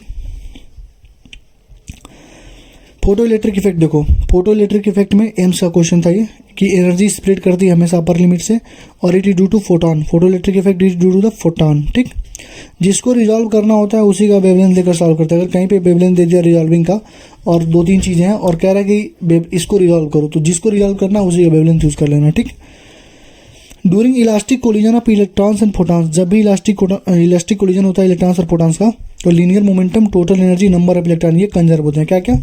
Linear momentum, total energy, number of electron conserve होते हैं। जब भी इलास्टिक कोलिजन होता है इलेक्ट्रॉन और फोटॉन का, तो लीनियर मोमेंटम, टोटल एनर्जी और नंबर ऑफ इलेक्ट्रॉन ये क्या होता है? कंजर्व होते हैं। क्या होते हैं? लीनियर मोमेंटम, टोटल एनर्जी और नंबर ऑफ इलेक्ट्रॉन क्या होते हैं? कंजर्व होते हैं। But number of photons not conserve. तो बहुत ही अच्छा थ्योरेटिकल क्वेश्चन है कि जब भी इलास्टिक कोलिजन होगा तो linear momentum, total energy, number of electron conserve हो जाएगा, लेकिन नंबर ऑफ फोटॉन्स कंजर्व नहीं होंगे। नंबर ऑफ फोटॉन्स कंजर्व नहीं होंगे। ये तुम्हें दिख रहा होगा क्या कुछ? ये मैंने बेल्ट लगाया हुआ है, ठीक है, अंदर बेल्ट लगाया हुआ है, कमर पता नहीं क्यों दर्द कर रहा है 2 दिन से बहुत ज़्यादा, तो बेल्ट लगाया हुआ है यहाँ पे। तो during elastic collision of electron and photon, ये linear momentum, total energy, number of electron conserve हो जाएगा, लेकिन नंबर ऑफ फोटॉन्स क्या होगा? कंजर्व नहीं होगा। ठीक, अब आ जाओ मैटर वेव में। मैटर वेव की बात करेंगे तो डे ब्रोगली वेवलेंथ की बात होगी। डे ब्रोगली वेवलेंथ होता है lambda equal to h upon momentum. H upon momentum को रखोगे h upon m v. M v को क्या रखते हो? एम बी को क्या रख सकते हो? मोमेंटम इक्वल टू क्या होता है? रूट में 2m मिल सकते हो ना। यहाँ देखो half m B square equal to क्या होता है? P square upon 2m। Energy तो है, यहाँ से एम बी की एनर्जी सकते हो 2 इंटू एम इंटू यानी कि एनर्जी, यानी कि लेमडा हो गया h upon p equal to h upon m v equal to h upon root में 2m काइनेटिक एनर्जी या एनर्जी जो भी है रूट में 2m ई। ठीक, ये half m B square equal होता है पी स्क्वायर अपन 2m यानी एनर्जी होगी। ठीक, अब देखो इतना तुम पुट करके वैल्यू पुट करके जब तुम आंसर लाओगे तो तुम डायरेक्ट याद रखो, क्योंकि उसमें एग्जाम में टाइम नहीं होता है। चाहो तो ना याद रखोगे, लेकिन याद रखोगे तो सही रहेगा। तो लेमडा अगर इलेक्ट्रॉन का पूछेगा तो वो होता है 12.27 अपन रूट में वोल्टेज इन एंगस्ट्रॉम। क्या होता है? लेमडा वैल्यू कितनी होती है किसके लिए? इलेक्ट्रॉन के लिए 12.27 अपन रूट में वोल्टेज इंटू एंगस्ट्रॉम। ये याद रखना, तुरंत हमारा आंसर बनेगा। लेमडा फोटॉन क्या होता है? प्रोटॉन क्या होता है? प्रोटॉन 0.286 अपन रूट में वोल्टेज इन एंगस्ट्रॉम। कोई दिक्कत? इलेक्ट्रॉन का क्या होगा? 12.27 अपन रूट में वोल्टेज। ठीक है, प्रोटॉन का क्या होगा? 0.286 अपन रूट में वोल्टेज। अल्फा का होगा 0.101 अपन वोल्टेज। न्यूट्रॉन का होगा 0.0202 वोल्टेज। ठीक है ना। तो बस ऊपर वाले इलेक्ट्रॉन और प्रोटॉन का तो सबसे ज़्यादा इंपॉर्टेंट है, सबसे ज़्यादा पूछा गया है। तो इलेक्ट्रॉन का हो जाएगा 12.27 एंगस्ट्रॉम अपन रूट में वोल्टेज। इसका हो जाएगा कितना? 0.286 अपन एंगस्ट्रॉम अपन रूट में वोल्टेज। और लेमडा अल्फा का हो जाएगा 0.101 और लेमडा न्यूट्रॉन का हो जाएगा 0.202। ठीक है, इसको ध्यान रखना। और देखो गैस मॉलिक्यूल का किसी टेम्परेचर टी पे या न्यूट्रॉन का पूछे, गैस मॉलिक्यूलर टेम्परेचर टी या न्यूट्रॉन का पूछे तो हो जाता है क्या? एच अपान रूट में 3m केवीटी। एच अपान रूट में 3m केवीटी हो जाता है। इसको भी सॉल्व करोगे, केवीटी हमारा बोल्ट्जमैन कांस्टेंट होता है, इसको भी सॉल्व कर दोगे तो 30.8 अपान रूट 2 एंगस्ट्रॉम आ जाएगा। क्या आ जाएगा? 30.8 अपान रूट टी एंगस्ट्रॉम आ जाएगा। 30.8 अपान रूट टी एंगस्ट्रॉम आ जाएगा। टी हमारा क्या है? टेम्परेचर है। ठीक है ना। तो अगर ये चीज़ें तुम्हें याद रहेगी तो सही रहेगा, तो इसको लगा के फिर वहाँ पे सॉल्व करते करते बहुत टाइम लग जाएगा। और याद रहेगी तुरंत 12.27 अपन रूट में वोल्टेज हमारा 100 या 200 दिया, उसको पुट करके अपना तुरंत एंगस्ट्रॉम में आंसर लिख दो। ठीक, अब रिलेटिविस्टिक पार्टिकल का अगर लेमडा पूछेगा तो लेमडा डैश इक्वल टू क्या हो जाएगा? h1 minus v square c square m nought v. अभी तक इस पर क्वेश्चन पूछा नहीं, अगर कभी पूछ लेगा तो ध्यान रखना, रूट में 1 माइनस बी का square upon c square m nought v. ठीक, h upon 2m kinetic energy पता ही है। काइनेटिक एनर्जी को तुम क्या ले सकते हो? Q delta v. मैंने क्या बताया था? किसी भी एनर्जी को तुम इक्वेट कर सकते हो, तो 2m काइनेटिक एनर्जी को ले सकते हो q delta v. Change in electrostatic potential दिया तो ये q into v. H upon q into t ले सकते हो। इलेक्ट्रिक फील्ड में अगर पूछेगा तो ये हमारा इलेक्ट्रिक फील्ड है। मैग्नेटिक फील्ड में पूछेगा तो h upon q r b. मतलब ये तो एकदम मस्ट ही मस्ट है, और ये अगर याद रख लोगे तो सोने पे सुहागा है। याद क्या करना है? रिलेटिविस्टिक पूछ रहा है तो एच अंडर रूट में 1 minus v square upon c square m भी पहला मतलब लंदी है। दूसरा तुमको मालूम है काइनेटिक एनर्जी क्यू भी रख दो, हो जाएगा। इलेक्ट्रिक फील्ड में पूछेगा तो h upon q e t. Magnetic field में पूछेगा तो h upon q r b. समझा ना। यानी कि अगर इलेक्ट्रिक फील्ड में पूछेगा तो h upon q into electric field into time, और यहाँ पे क्यू आर बी हो जाएगा। ठीक, क्वांटम एफिशिएंसी जो होता है वो क्या होता है? Number of electrons emitted per second upon number of protons in incidented per second. Quantum efficiency क्या होती है? नंबर ऑफ इलेक्ट्रॉन एमिटेड, कितना इलेक्ट्रॉन एमिट हो रहा है, नंबर ऑफ प्रोटॉन। यानी कि देखो इलेक्ट्रॉन कैसे एमिट होता है, जैसे ये हमारा है थोड़ा बगल में, वो क्या बोलते हैं वो मटर वाली फसल कटी है ना, तो उसकी साफ़ सफाई हो रही है, ठीक है। तो ध्यान रखना, थोड़ा सा मैनेज कर लेना। यहाँ पे फोटान गिरता है तभी तो इलेक्ट्रॉन निकलता है। एक फोटान गिरेगा तो एक इलेक्ट्रॉन निकलेगा, एक फोटान गिरेगा तो एक इलेक्ट्रॉन निकलेगा, एक फोटान गिरेगा तो एक इलेक्ट्रॉन निकलेगा, ठीक। तो वही कह रहा है क्वांटम एफिशिएंसी कितनी होगी, नंबर ऑफ इलेक्ट्रॉन पर second upon number of electron emitted, कितना इमिट हो रहा है, अपन number of फोटान्स in incidented per second, कितना इंसिडेंट हो रहा है और कितना निकल रहा है। तो कितना निकल रहा है फोटान, अब कितना निकल रहा है electron upon number of incidented photon. Kinetic energy होती है हाफ एम बी स्क्वायर, यहाँ से lambda equal to h upon m b. तो इन दोनों फॉर्मूले को मिला के एक फॉर्मूला हमारे पास मिलता है, kinetic energy equal to h square upon 2m lambda square. बहुत इंपॉर्टेंट है, मैं फिर से लिख रहा हूँ, इंपॉर्टेंट है, ध्यान रखना, हर साल क्वेश्चन पूछता है इस पर, ठीक है। तो काइनेटिक एनर्जी क्या हो जाएगी, h square upon 2m lambda square. Kinetic energy equal to क्या हो जाएगी, h square upon 2m lambda square. Kinetic energy क्या हो जाएगी, h square upon 2m lambda square. Kinetic energy क्या हो जाएगी, h square upon 2m lambda square. Kinetic energy क्या हो जाएगी, half m B square, lambda equal to h upon m v. Kinetic energy equal to क्या हो जाएगी, h square upon 2m m B square, H square upon 2m lambda square, ठीक। तो हमारा basic kinetic energy का formula और सबसे important formula है, ठीक। Lambda of electron upon lambda photon का जब रेशियो निकालोगे तो भी अपन 2c आता है और लेस देन 1 आता है, ठीक है। ये दो चीज़ तीन चीज़ जो बता रहा हूँ ना एक्स्ट्रा में, उसको याद रखना, बहुत ज़्यादा काम आएगा तुम्हारे। अभी क्वेश्चन प्रैक्टिस कराऊंगा, देखना कितना इससे काम हमारा आसान हो जाता है। तो काइनेटिक एनर्जी हो जाएगा H square upon 2m lambda square, lambda of electron upon lambda photon हो जाएगा भी अपन 2c लेस देन 1, और लेमडा ऑफ इलेक्ट्रॉन का स्क्वायर हो जाएगा लेमडा इंटू पी, मतलब लेमडा फोटान। यानी कि जो लेमडा इलेक्ट्रॉन का स्क्वायर होता है लेमडा फोटान के बराबर होता है, डायरेक्टली प्रोपोर्शनल होता है। लेमडा इलेक्ट्रॉन का स्क्वायर क्या होगा, वेवलेंथ ऑफ फोटान के बराबर होगा, ठीक है। वेवलेंथ ऑफ इलेक्ट्रॉन का square directly proportional to wavelength of photon. तो इस चीज़ तीनों चीज़ों को ध्यान रखना, बहुत ज़्यादा तुम्हारे काम आएंगी, ठीक। ई बाई एम रेशियो जो होता है कैथोड रे का, वो क्या होता है, e square upon 2 into potential into b का square. E by m ratio अगर कैथोड रे का पूछ लेगा तो इलेक्ट्रिक फील्ड का square upon 2 into potential into b का square. E by m ratio of cathode ray पूछ लेगा तो इलेक्ट्रिक फील्ड का स्क्वायर अपन 2b स्क्वायर। देखो बस फॉर्मूले ही पढ़वा रहा हूँ, जो बेसिक चीज़ तो पढ़ा चुका हूँ, बाकी एक्स्ट्रा कुछ 5-10 फॉर्मूले दे रहा हूँ, क्योंकि अगर बाई जगह अगर उधर से भी क्वेश्चन आएंगे तो बना ले जाओगे, ठीक है। तो e by m ratio of cathode rays कितना है, e square upon 2 into b का स्क्वायर। मैक्सिमम इम्पल्स कितना होता है 2m, काइनेटिक एनर्जी मैक्सिमम, ये मैक्सिमम इम्पल्स मत पढ़ना, ठीक है, ज़्यादा हो जाएगा, काट देता हूँ इसको, ये मत पढ़ना, ठीक है।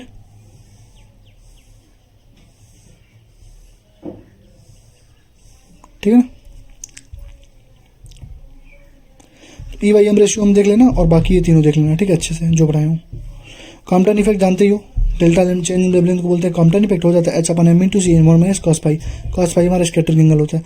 अभी तक कुछ पूछा नहीं, अगर बहुत पूछ लेगा तो फॉर्मूला तुमसे पूछ लेगा तो फॉर्मूला याद रखो, क्या होता है, डेल्टा लेमडा इक्वल टू क्या होता है, lambda 2 minus lambda 1 equal to h upon m into c 1 minus cos pi scattering angle, ठीक है। और तुम्हें ये मालूम ही है momentum upon lambda equal to क्या होता है, एच अपन पी। तो momentum equal to h upon lambda, तो मोमेंटम अपन लेमडा इनवर्स हो गया, तो ग्राफ ऐसे बनेगा, लेमडा अपन पी का ग्राफ ऐसे बनेगा। लेमडा और कुछ भी, देखो क्या लिखा है, लेमडा में कुछ भी का ग्राफ, जैसे क्या हो, magnetic field, electric field, momentum, kinetic energy, कुछ भी हो, लेमडा के साथ अगर ग्राफ बना है तो वो ऐसा ही ग्राफ बनेगा, ठीक है। लेमडा के साथ अगर ग्राफ बना है तो ऐसा ही ग्राफ बनेगा, लेमडा के साथ अगर ग्राफ बना है तो ऐसा ही ग्राफ बनेगा, ठीक। फोटान पे आ जाओ, अब आ जाओ हमारे पास फोटान तुम यही पढ़ रहे थे ना, फोटान में दिक्कत होती है। एनर्जी इक्वल टू क्या होता है, एच म्यू, एच हमारा क्या प्लैंक कांस्टेंट है, एनर्जी हमारे म्यू फ्रीक्वेंसी है। इसको लिख सकते हो एस सी अपन लेमडा, क्या लिख सकते हो, एस सी अपन लेमडा। ये सारा तुम्हारा सारा पता है कहाँ काम देगा, एटॉमिक स्ट्रक्चर केमिस्ट्री में भी, इसलिए इसको अच्छे से पढ़ा रहा हूँ। तो एस सी अपन लेमडा को तुम 12,400 अपन लेमडा रख सकते हो, इसको लिख सकते हो एंगस्ट्रॉम में, क्या लिख सकते हो, 12,400 upon lambda in angstrom, electron volt में आंसर आएगा इन एंगस्ट्रॉम। लेमडा को किस में रखोगे, एंगस्ट्रॉम में, ठीक। तो 12,400 लेमडा को रखो एंगस्ट्रॉम में, इसको तुम 1240 अपन लेमडा को नैनोमीटर में लिख सकते हो, क्या लिख सकते हो, नैनोमीटर में। कब, 1240 अपन लेमडा नैनोमीटर, ठीक। स्पीड ऑफ लाइट जानते ही हो, एच का वैल्यू 6.63 इंटू 10⁻34 जूल सेकंड होता है, और इसी को तुम 4.43 10⁻15 इलेक्ट्रॉन वोल्ट पर सेकंड देख सकते हो। अगर कहीं क्वेश्चन में तुमसे नॉर्मली वैसे जूल सेकंड का ही पूछता है, जूल पर सेकंड नहीं है, एच का यूनिट जूल पर सेकंड नहीं है, एच का यूनिट क्या है, जूल सेकंड, क्या है, जूल सेकंड है, ठीक है। ये 4.132 इंटू 10⁻15, इसको भी याद रख लो। कब, जब इलेक्ट्रॉन वोल्ट में आंसर निकालना हो तब, जब वो बोले इलेक्ट्रॉन वोल्ट सेकंड में आंसर निकालो तो ये डायरेक्ट पुट कर देना, और बोले जूल सेकंड में आंसर तो मैक्सिमम 99% चांस रहेगा कि ये ऊपर वाला यूज़ करना है, ठीक। इंटेंसिटी इसका होता है पावर अपन एरिया, यानी कि energy upon time into area. Equal to NH mu upon T हो जाएगा, ठीक है। सोर्स अगर सेम होगा तो फ्रीक्वेंसी सेम होगा, ठीक है। सोर्स अगर सेम होगा तो फ्रीक्वेंसी सेम होगा, ठीक। और तुमको एनर्जी मिल गया यहाँ से NH म्यू, एनर्जी क्या मिल गया NH म्यू, यानी कि number of photons incidented in time T, हमारा क्या N है, यानी एनर्जी क्या हो जाएगी NH म्यू, N हमारा क्या number of photons incidented in time T। अब देख लो, अब तुम्हारे पास NH म्यू है, बहुत सारा डाटा रहेगा, H का वैल्यू है, N का वैल्यू है, सबको पुट करके तुम्हें सॉल्व करना रहेगा। तो उससे बढ़िया तरीका तुम्हें बता रहा हूँ, अगर तुमसे नंबर ऑफ फोटॉन पर सेकंड पूछे तो 5 × 10⁻24 इंटू पावर को वाट में रखना, लेमडा को मीटर में रखना, तुम्हारा आंसर चुटकी में 10 सेकंड में आ जाएगा। क्या आ जाएगा, जब भी नंबर ऑफ फोटॉन पर सेकंड पूछे तो 5 × 10⁻24 इंटू पावर इंटू लेमडा हो जाएगा। लेमडा हमारा किस में होगा, मीटर में होगा, पावर हमारा वाट है, ठीक। तो 5 × 10⁻24 इंटू पावर इंटू वाट, पावर वाट में और लेमडा मीटर में रहेगा। जब पर सेकंड पूछे, पर मिनट पूछेगा तो 60 से मल्टीप्लाई कर देना, पर आवर पूछेगा तो 16 × 60 से मल्टीप्लाई कर देना। आंसर चुटकी में लेके चले आओगे, बाकी कुछ करने की जरूरत ही नहीं पड़ेगी, ठीक। अब आ जाते हम लोग बोहर मॉडल पे। AZX लिखा होता है, AXZ, तो ये हमारा मास नंबर होता है, Z हमारा एटॉमिक नंबर होता है, पता ही है। एटॉमिक नंबर क्या होता है हमारे पास, नंबर ऑफ प्रोटॉन, जितना नंबर ऑफ प्रोटॉन होगा, जितना नंबर ऑफ प्रोटॉन होगा, जैसे मान लो ऑक्सीजन है, तो ऑक्सीजन में नंबर ऑफ प्रोटॉन कितने होंगे, 16 होंगे, क्योंकि एटॉमिक नंबर क्या है 16 है। तो एटॉमिक नंबर क्या होगा, नंबर ऑफ प्रोटॉन के ही बराबर होता है, ठीक। ऑक्सीजन का यार 8 होता है ना, सॉरी, सल्फर का होता है 16। तो मतलब इतना ध्यान रखो कि जितना एटॉमिक नंबर होगा उतना नंबर ऑफ प्रोटॉन होगा, ठीक। और अगर नंबर ऑफ न्यूट्रॉन पूछेगा तो नंबर ऑफ न्यूट्रॉन क्या होता है, मास नंबर में से एटॉमिक नंबर को हटा दो, यानी कि A - Z कर दोगे तो नंबर ऑफ न्यूट्रॉन आ जाएगा। A - Z कर दोगे तो नंबर ऑफ न्यूट्रॉन आ जाएगा, A - Z कर दोगे तो नंबर ऑफ न्यूट्रॉन आ जाएगा, ठीक है। तो mass number minus atomic number कर देना, ठीक है। ये टोटल नंबर ऑफ न्यूट्रॉन हमारे कितने होते हैं, plus total number of proton क्या होता है हमारे पास, ये होता है total number of neutron plus total number of proton, ठीक। तो कहाँ गया,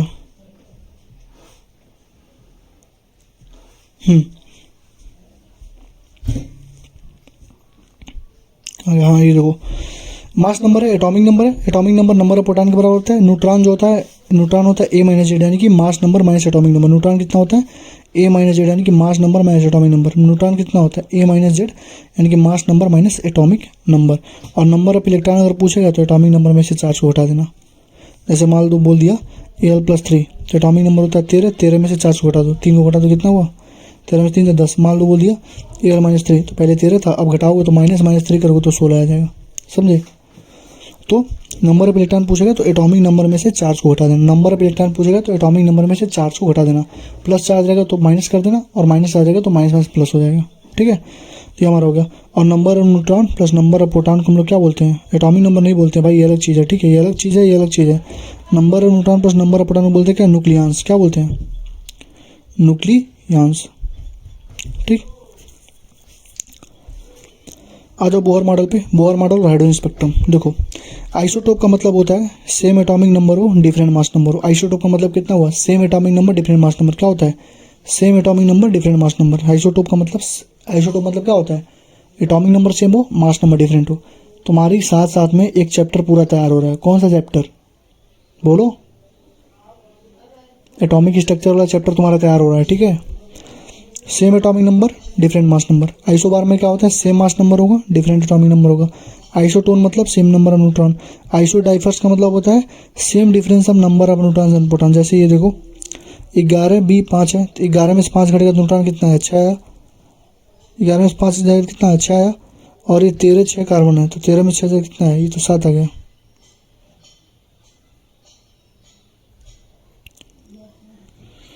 number of neutron and proton का, अच्छा न्यूट्रॉन और प्रोटॉन का डिफरेंस पूछा। तो नंबर न्यूट्रॉन इसमें कितना हो, 11 में से 5 6 और 5 में 6 जा 1। न्यूट्रॉन और प्रोटॉन इतनी तो है। अरे भाई, नंबर डिफरेंस ऑफ न्यूट्रॉन और प्रोटॉन चाहिए हमको। न्यूट्रॉन इसमें कितना है, कहो भी है 6, इसमें कितना है, कहो भी है 7, ठीक है। अब प्रोटॉन इसमें कितना है 5, तो 6 में से 5 जा 1। इसमें प्रोटॉन कितना है 6 है ना, तो 7 में 6 जा 1। देख रहे हो, आ गया ना बराबर। तो आइसोडाइफर का मतलब होता है same difference of number of neutron and proton. Isoelectronic का मतलब होता है same number of electron. Isosters का मतलब होता है molecules having the same number of atom and electron. Isoster का मतलब क्या हुआ, सेम नंबर ऑफ एटम हो और सेम नंबर ऑफ इलेक्ट्रॉन। जैसे देखो एटम कितने हैं, 1 और 2 3, यहाँ पर 2 1 3 हमारे पास क्या है, एटम हो गए 3 3। और इलेक्ट्रॉन भी बराबर होने चाहिए, ठीक है। तो सेम नंबर ऑफ इलेक्ट्रॉन होना चाहिए और molecule having same number of atom and electrons होने चाहिए, ठीक। अब देखो रदरफोर्ड का अल्फा स्कैटरिंग एक्सपेरिमेंट था, तो उसने किया था, तो उसने बोला कि जो नंबर ऑफ स्कैटर पार्टिकल्स है वो inverse two the power sine to the power 4 θ/2 के रेशियो में आ रहे थे, ठीक है। यहाँ डायरेक्टली पोस्ट क्या था, थिकनेस थे, ठीक है। तो रदरफोर्ड का जो एक्सपेरिमेंट था वो बोलता है कि जो number of alpha particle scatter थे वो डायरेक्टली पोस्ट क्या था, 1/sin⁴ θ/2 थे, या डायरेक्टली पोस्ट थिकनेस थे। तो या तो तुमको बोल देगा कि पूछेगा, बताएगा, मतलब थीटा का एंगल दे देगा, तुम क्या बोलोगे, sin⁴ θ/2 और sin⁴ θ/2 से रेशियो लेके निकाल दोगे, इनवर्स का रेशियो लेना। और थिकनेस के डायरेक्टली पोर्शन होता है तो n1/n2 T1/T2 हो जाएगा। तो n और थीटा का वैल्यू ऐसे बनेगा क्योंकि sin⁴ है और n1/n2 T1/T2 हो जाएगा। लिमिटेशन क्या थे रदरफोर्ड के मॉडल के कि स्टेबिलिटी ऑफ एटम के बारे में नहीं बता पाया, और उसने बोला कि कैरेक्टरिस्टिक है किसका, स्पेक्ट्रल लाइन का, ठीक है। उसने बोला कि कैरेक्टरिस्टिक है स्पेक्ट्रल लाइन का, यानी कि रदरफोर्ड ने बोला कि जो स्पेक्ट्रम होते हैं क्या होते हैं, वो कंटिन्यूस स्पेक्ट्रम होते हैं, ठीक है, लेकिन एक्चुअली में वो क्या होते हैं, लाइन स्पेक्ट्रम होते हैं, ठीक। तो रदरफोर्ड का अल्फा पार्टिकल स्कैटरिंग एक्सपेरिमेंट तुम्हें समझ में आ गया होगा। फॉर्मूले बस एक ही है, लिमिटेशन में क्या है, स्टेबिलिटी ऑफ एटम के बारे में नहीं बता पाया और कैरेक्टरिस्टिक ऑफ स्पेक्ट्रल लाइन के बारे में नहीं बता पाया, ठीक है। और रदरफोर्ड ने बोला कि जो स्पेक्ट्रा होता है वो कंटिन्यूस होता है, लेकिन एक्चुअली में स्पेक्ट्रा कंटिन्यूस नहीं होता, लाइन स्पेक्ट्रा होता है, ठीक। इम्पैक्ट पैरामीटर देख लो, इम्पैक्ट पैरामीटर भी इंपॉर्टेंट है। ये हमारा बोलता है कि यहाँ से कोई चीज़ आई, न्यूक्लियस से रिपल करके ऐसे घूम गई, थीटा एंगल पे घूमी, ये हमारा बी हमारा न्यूक्लियस था, बी हमारा डिस्टेंस था। तो इम्पैक्ट पैरामीटर यहाँ से क्या हो जाएगा, ZE² 4πε0 k अल्फा cot θ/2। इसको याद करने की जरूरत नहीं है, बस इतना देखो कि बी डायरेक्टली इक्वल टू क्या है, cot θ/2 क्या है, बी डायरेक्टली इक्वल टू क्या है, cot θ/2। यहाँ देखो बी डायरेक्टली इक्वल टू क्या है, cot θ/2, b directly equal to क्या है, cot θ/2। तो अगर बी 0 होगा, थीटा 180 डिग्री होगा, ठीक। अगर बी 0 नहीं है तो जैसे होता है ना m1b1 = m2b2 करके निकाल लेते हो, तो b0 b into b dash r perpendicular कर लेना, इनिशियल वेलोसिटी है b0 into b dash r0 perpendicular करके निकाल लेना, ठीक है। वैसे ये सब पूछेगा नहीं तुमसे, बट एक्स्ट्रा एज पे रहना है, लोगों से आगे निकलना है, तो थोड़ा सा लोगों से आगे पढ़ना भी पड़ेगा हमको, ठीक है। तो b अगर 0 होगा तो थीटा 180 डिग्री होगा, b अगर 0 नहीं है, b अगर 0 है थीटा 180 डिग्री होगा। जब b 0 होगा तो काइनेटिक एनर्जी पोटेंशियल एनर्जी बराबर होगा, तो हाफ mb0 का square half k Q/2 r0 हो जाएगा। ऐसे तुम्हें दिख रहा होगा हाफ mb0 का स्क्वायर क्या हो जाता है, k Z1 Z2 E²/r0। तो यहाँ से रेडियस तुम्हें दिख रहा होगा, डायरेक्टली पोस्ट क्या होगा, इधर गया ना, Z1 Z2 हो गया, और इनवर्सली पोस्ट क्या होगा, m अल्फा v², ठीक। पानी पी लेता हूँ भाई।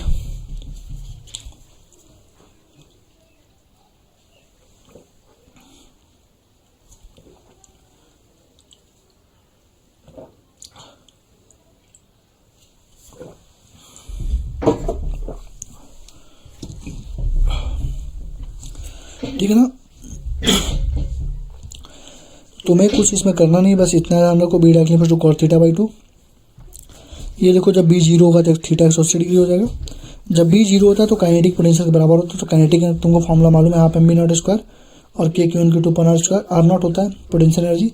Q का वैल्यू होता है क्या, n × e, यानी n क्या रखो, z × e रखोगे, n हमारा क्या z है, नंबर ऑफ प्रोटॉन वगैरह, तो z atomic number into e, यानी कि हो जाएगा half mb0 square equal to half k Z1 Z2 E²/r0 हो जाएगा। इसको ध्यान रख लेना, याद कर लेना इसको, ठीक है।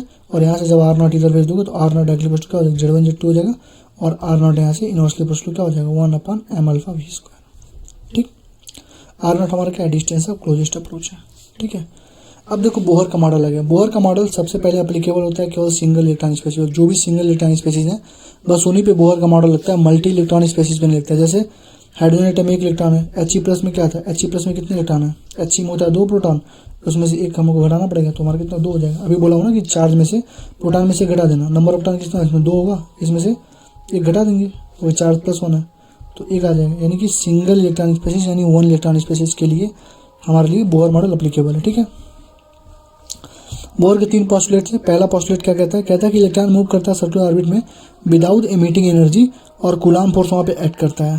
तो कूलाम फोर्स क्या हो जाएगा, kZd² इक्वल टू mv²/r। तो यहाँ से हो जाएगा kZd² इक्वल टू mv²r। तो पहला पॉस्टुलेट में बस ये होता है कि एनर्जी रेडिएट नहीं करता है, और kZd² क्या हो जाएगा, mv²r हो जाएगा। इसको ध्यान रखना, ठीक।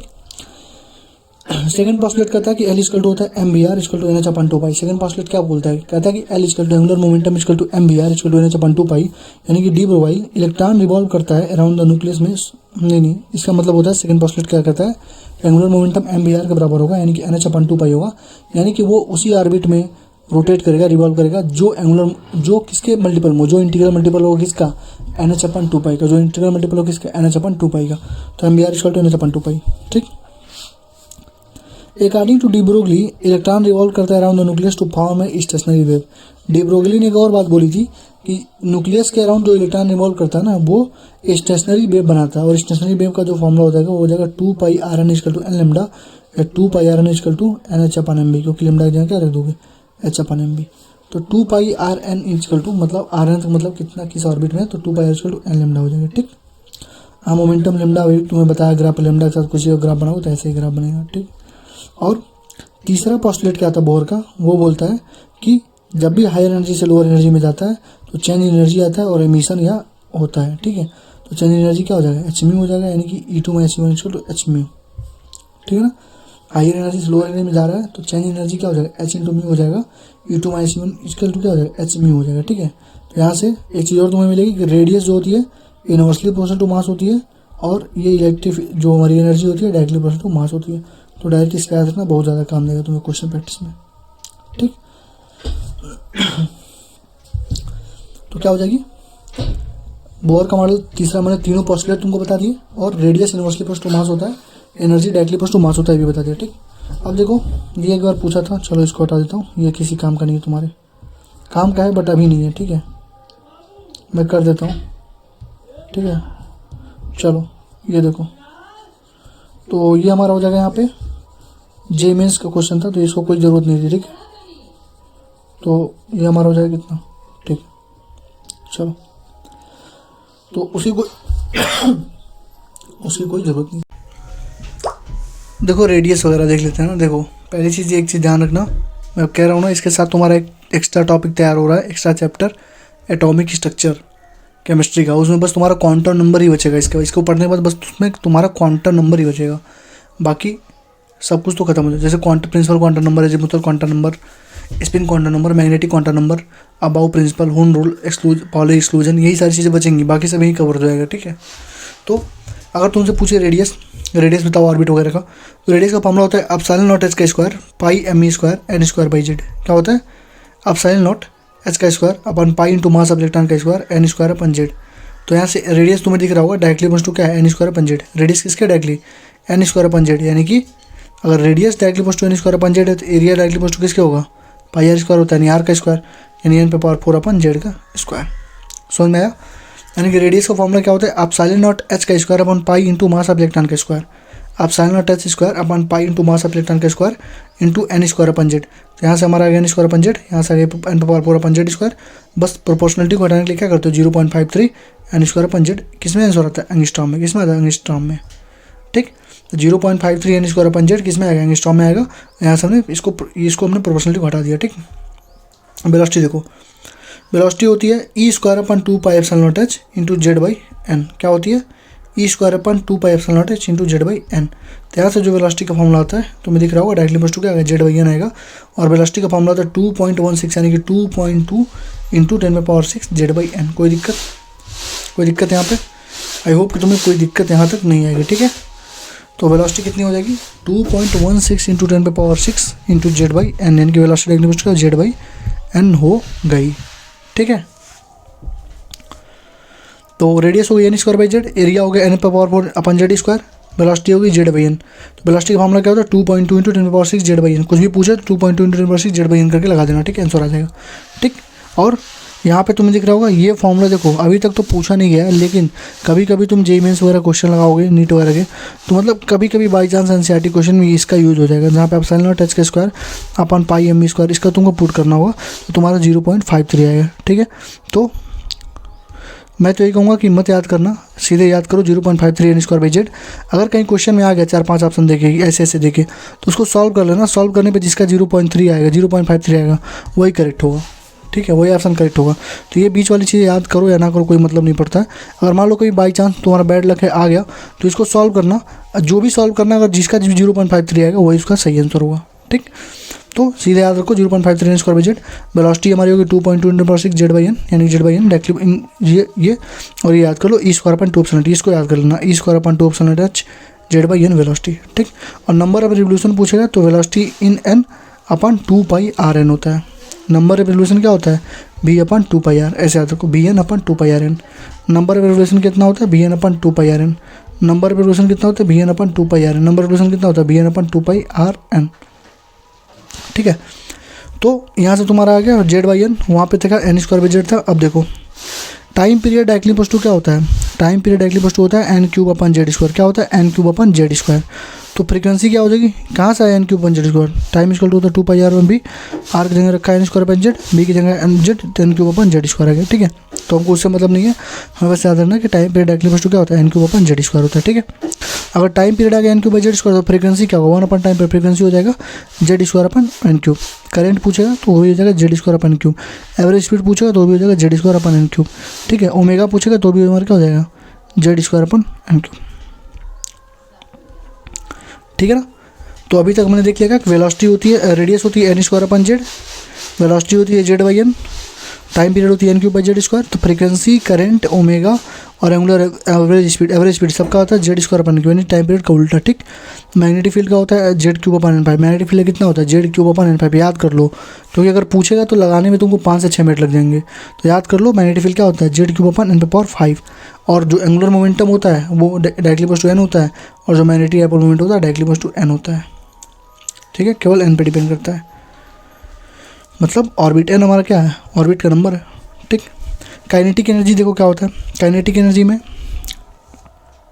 अगर चाहो तो बस एक याद कर लो ऊपर वाला, काइनेटिक एनर्जी होता है m e to the power 4 upon 2 epsilon nought का स्क्वायर एच स्क्वायर। क्या होती है m e to the power 4 upon 8 epsilon nought का square H square z square upon h square. अब देखो जितना काइनेटिक एनर्जी होगा उतना ही टोटल एनर्जी होगा लेकिन माइनस में, काइनेटिक एनर्जी जितना होगा उतना ही टोटल एनर्जी में लेकिन माइनस में। ठीक है, और जितना टोटल एनर्जी होगा उतना ही क्या होगा पोटेंशियल एनर्जी होगा लेकिन 2 गुना, यानी कि पोटेंशियल एनर्जी क्या होगा 2 गुना टोटल एनर्जी होगा विथ सेम साइन यानी निगेटिव साइन के साथ।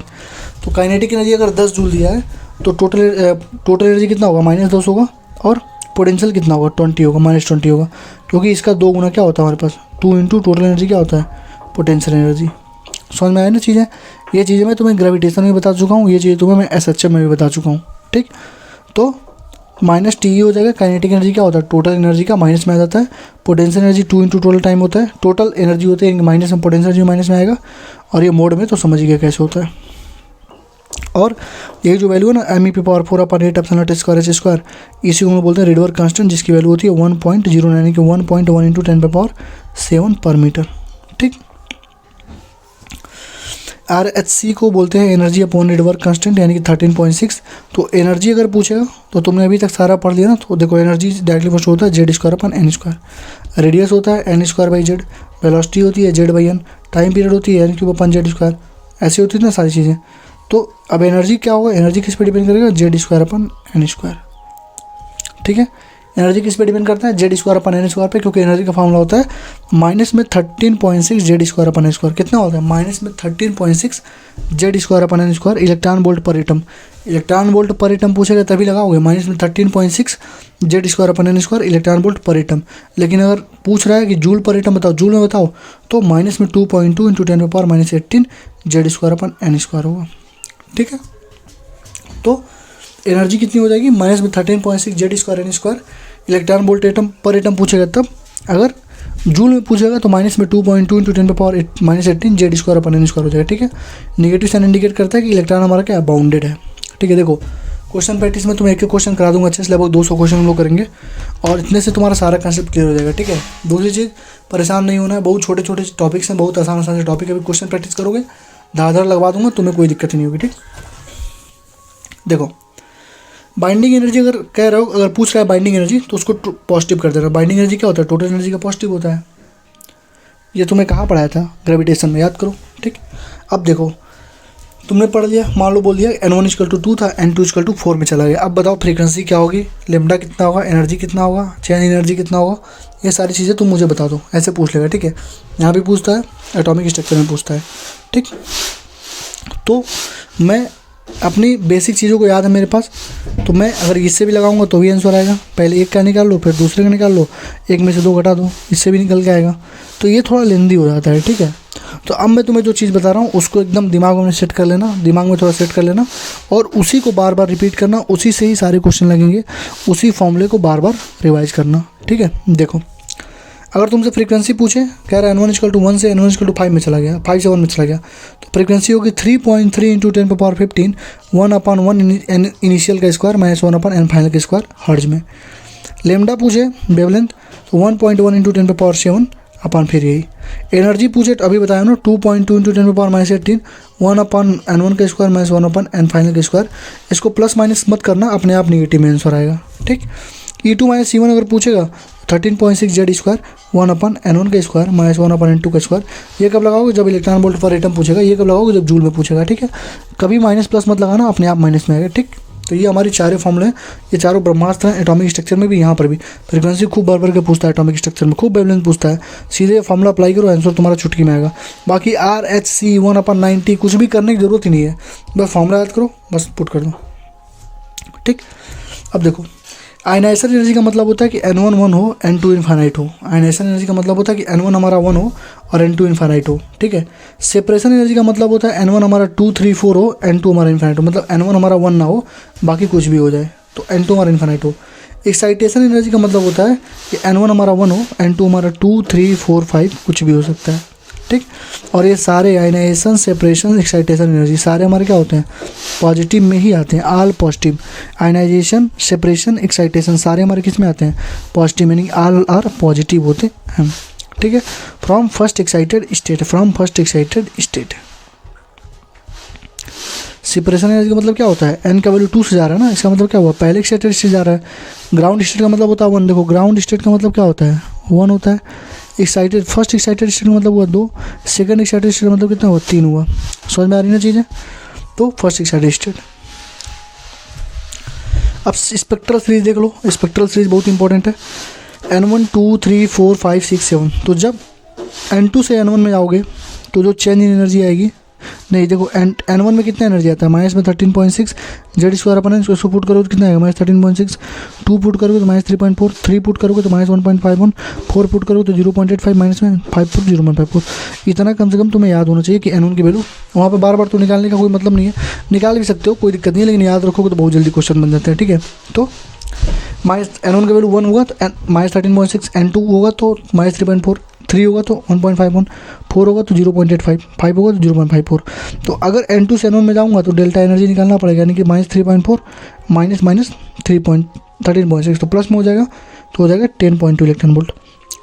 क्या आएगा कि तीसरे से दूसरे में आ रहे तो क्या एनर्जी चेंज हुआ, तीसरे से दूसरे में आए, तीसरे में कितना था 1.51, उसमें से घटा दिया तुमने माइनस 1.51 माइनस माइनस 3.54, क्या आ गया 1.51 प्लस 3.54, यानी कि 1.9 वोल्ट आ गया, इलेक्ट्रॉन वोल्ट आ गया।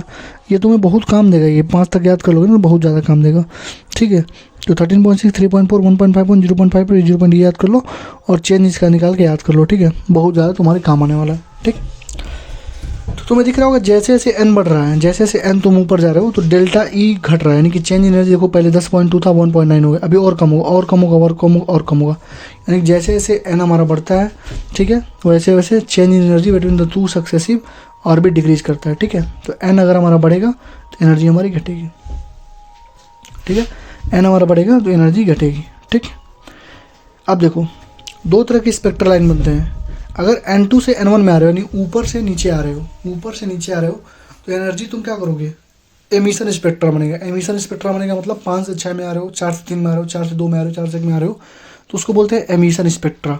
तो एमिशन स्पेक्ट्रा में number of spectral line spectra कितना होता है, N2 minus N1, N2 minus N1 plus 1 अपन 2। देखो N2 minus N1, N2 minus N1 minus 1 अपन 2, क्या हो जाएगा N2 minus N1, N2 minus N1 minus 1 अपन नहीं प्लस 1 ना, प्लस 1, ये देखो, यानी N2 minus N1 N2 minus N1 plus 1/2 आएगा। ठीक है, किसके लिए आएगा ये, किसके लिए आएगा, जब हमारा N2 से N1 में एमिशन हो रहा, क्या हो रहा हो, N2 से N1 में एमिशन हो रहा हो।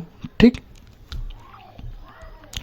लेकिन अगर N2 से ग्राउंड स्टेट में आ गया, यानी N2 से अगर 0 यानी ग्राउंड 1 में आ गया, अगर N2 से N1 मान लो 5 से 3 में आ गया, 5 से 2 में आ गया, तो उसका फॉर्मूला क्या होगा, N2 माइनस N1 ब्रैकेट में N2 माइनस N1 प्लस 1/2। लेकिन अगर N2 से यानी 5 से 1 में आ गया, 6 से 1 में आ गया, 10 से 1 में आ गया, ग्राउंड स्टेट पे आ गया ना, तो N minus 1 into 2, N minus 1/2, N minus 1/2 हो जाएगा। ठीक है, N माइनस 1/2 हो जाएगा। ठीक, हमारी आती है ये हमको नहीं पढ़ना है, रिक्वायरिंग नहीं पढ़नी है। ठीक, अब देखो ये तो हमारा एमिशन स्पेक्ट्रा हो गया। अब आता है एब्जॉर्प्शन स्पेक्ट्रा। एब्जॉर्प्शन स्पेक्ट्रा हमेशा ग्राउंड स्टेट से स्टार्ट होता है, यानी कि 1 से 2 में जाएगा, 1 से 3 में जाएगा, 2 से 1 में नहीं आ रहा है, 2 से 1 में आ रहा है एमिशन हो जाएगा, 1 से 2 में जाना, 1 से 3 में, 1 से 5 में, 1 से 7 में, 1 से 9 में, तो हमारा क्या होता है, वो होता है हमारे पास एब्जॉर्प्शन स्पेक्ट्रा। हमेशा स्टार्ट होता है ग्राउंड स्टेट से, 1 से 2 में, 1 से 3 से, 1 से 4 में, लेकिन 2 से 3 में, 2 से 4 में हमारा नहीं होगा, क्योंकि 1 से स्टार्ट होना चाहिए। तो ये देखो ऐसे ऐसे बनेगा। इसमें नंबर ऑफ वेवलेंथ पूछता है कितना होगा, तो N माइनस 1 होता है। ठीक, क्या होता है, N माइनस 1 होता है। क्या होता है, N माइनस 1 होता है। यहाँ पे क्या था, N माइनस 1/2 था जब ग्राउंड स्टेट में था, और N2 से N1 में था तो ये था, लेकिन यहाँ पे N माइनस 1 सीधे मान लो कहा कि N = 5 पे बताओ नंबर ऑफ एब्जॉर्प्शन स्पेक्ट्रा कितना होता है, 5 में से घटा दो 4, हमारा आंसर हो जाएगा। ठीक, first line of any series, किसी भी सीरीज का अगर पहला लाइन पूछा उसको अल्फा लाइन बोलते हैं, सेकेंड लाइन पूछा उसको बीटा लाइन बोलते हैं, थर्ड लाइन पूछा उसको गामा लाइन बोलते हैं। ठीक है, अगर स्पेक्ट्रम बढ़ाना हो तो एक्सलेटिंग पोटेंशियल बढ़ा दो, जेड की वैल्यू घटा दो। अगर कहीं पर भी तुमको स्पेक्ट्रम बढ़ाना हो तो एक्सलेटिंग पोटेंशियल बढ़ा दो, जेड की वैल्यू घटा दो। अगर स्पेक्ट्रम बढ़ाना हो, इंक्रीज करना हो, तो एक्सलेटिंग पोटेंशियल बढ़ा दो, जेड की वैल्यू घटा दो। ठीक, एक्सलेटिंग पोटेंशियल बढ़ा दो, जेड की वैल्यू घटा दो। तो अगर स्पेक्ट्रम बढ़ाना हो तो एक्सलेटिंग पोटेंशियल बढ़ा दो, जेड की वैल्यू घटा दो। ठीक है, अब देखो लेमडा मिनिमम कहाँ होगा, देखो जहाँ एनर्जी इक्वल टू क्या होता है, H into mu equal to SC/λ।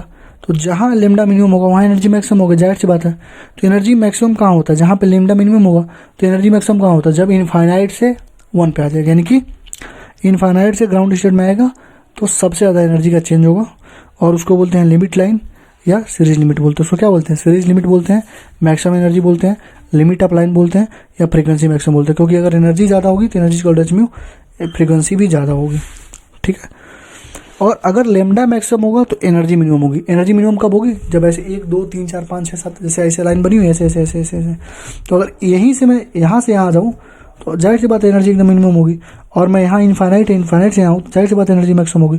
तो अगर मैं इनफाइनाइट से आऊँगा तो एनर्जी मैक्सिमम होगी, लेमडा मेरी मिनिमम होगी।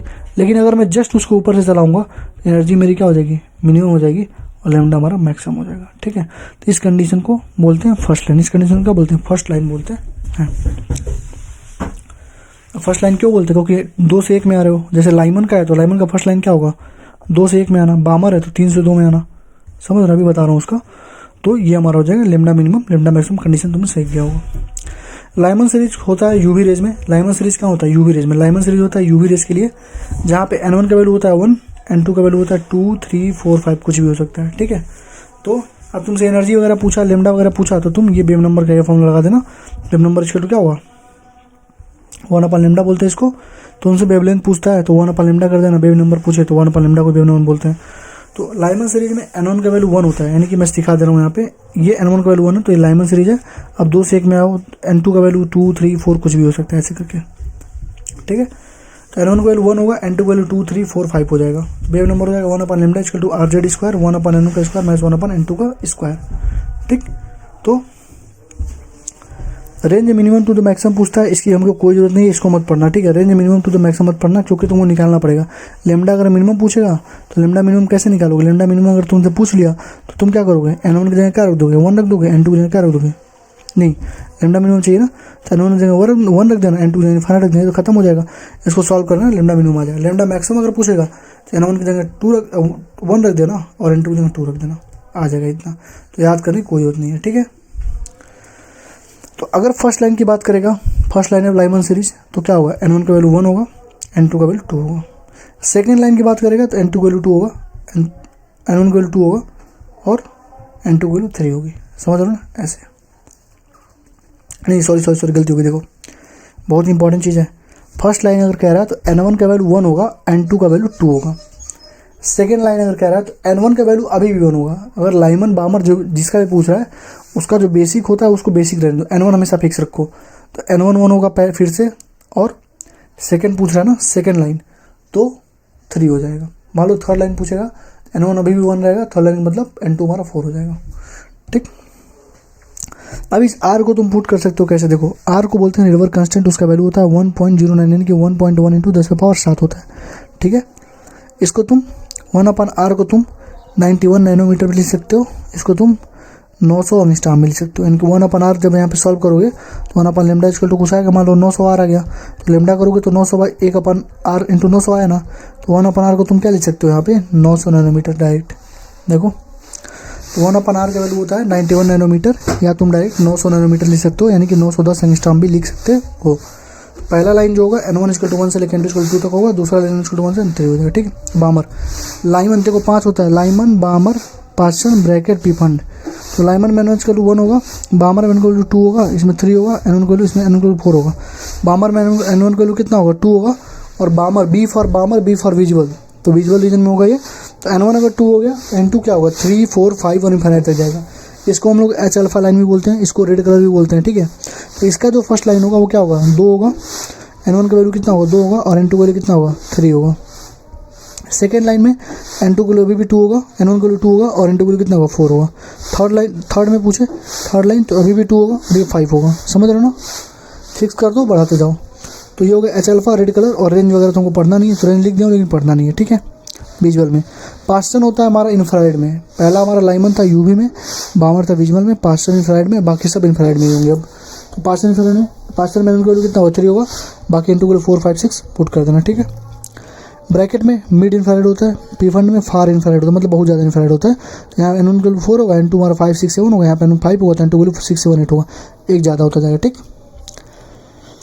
एक्साइटेशन पोटेंशियल ऑफ एटम अगर पूछ रहा है N1 से N2 में जा रहा हो तो एक्साइटेशन पोटेंशियल पूछता है एटम का, तो वो हमारा क्या होता है energy of N2 minus energy of N1 upon electronic charge. क्या होता है energy of N2 minus energy of N1 upon electronic charge होता है, ठीक है। ग्राउंड स्टेट में N1 का 1 होगा, तो फर्स्ट एक्साइटेड में N 2, सेकेंड में 3 बताया हूँ अभी। लैम्डा मिनिमम अगर x होता है तो V accelerating greater than V आता है। अगर लैम्डा मिनिमम हमारा x है तो जो भी एक्सलेटिंग पोटेंशियल आता है वो ग्रेटर देन बी आता है, और m/l = E/2m होता है। m/l = होता है E/2m, जहाँ पे m हमारा है मैग्नेटिक मोमेंट, l हमारा एंगुलर मोमेंटम, = होगा E/2m।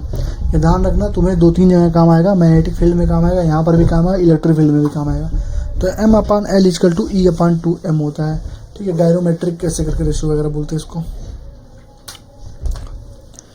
कोलिजन देख लो थोड़ा सा पार्ट साइज में, चलो ठीक है कोलिजन मत पढ़ो, क्योंकि ऐसे कहो भैया तो सभी पढ़ा दे रहो, ठीक है।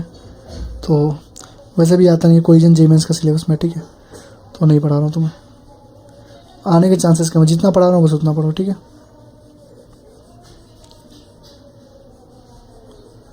नोट्स को लिया हो ना उधर से, क्योंकि अभी लिखूंगा तो फिर क्वेश्चन प्रैक्टिस कम करा दूंगा फिर, लेकिन मैं नहीं चाहता हूँ क्वेश्चन प्रैक्टिस में कोई कमी हो। 200 क्वेश्चन करेंगे, ठीक है, 50 तुम कर देना, 150 मैं कर दूंगा, ठीक है ना।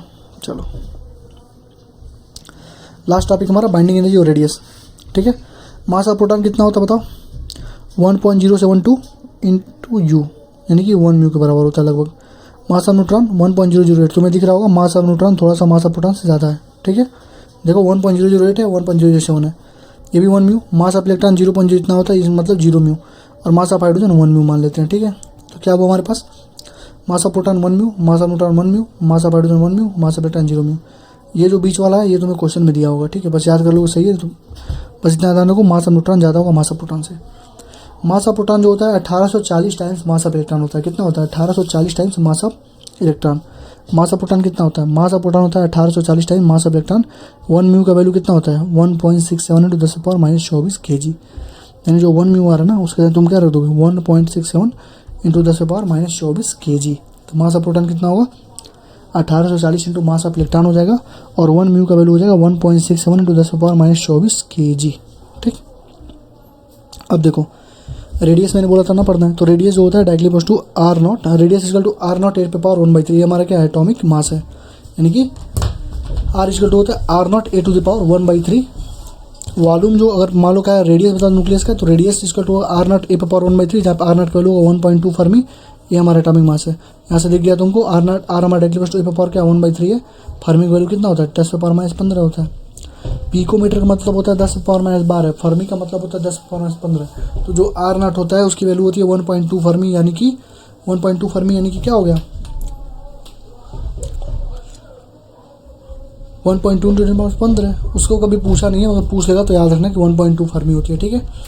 तो रेडियस हमारा हो जाएगा आर नॉट A⁻⁴, वॉल्यूम हो जाएगा directly equal to atomic mass, और डेंसिटी पे एटॉमिक मास पे डिपेंड नहीं करता, यानी कि इंडिपेंडेंट ऑफ एटॉमिक मास, यानी डेंसिटी का रेशियो पूछेगा तो एटॉमिक मास पे डिपेंड नहीं करेगा, 1:1 का रेशियो हो जाएगा, ठीक है। वॉल्यूम पूछेगा तो डायरेक्टली एटॉमिक मास होगा, रेडियस हमारा क्या होगा A⁻⁴। मास देखो, जो मास हम लोग मास स्पेक्ट्रोमीटर से नापते हैं वो हमारा होता है मास ऑब्जर्व, ठीक है। जो हम लोग मास स्पेक्ट्रोमीटर जो हमारा इंस्ट्रूमेंट है उससे नापते हैं उसको हम लोग बोलते हैं मास ऑब्जर्व। और जो हम लोग न्यूक्लियस के अंदर क्या होते हैं, मास क्या होता है, मास क्या होगा, mass of nucleon plus mass of nucleus क्या होता है, मतलब न्यूट्रॉन और प्रोटॉन का मास।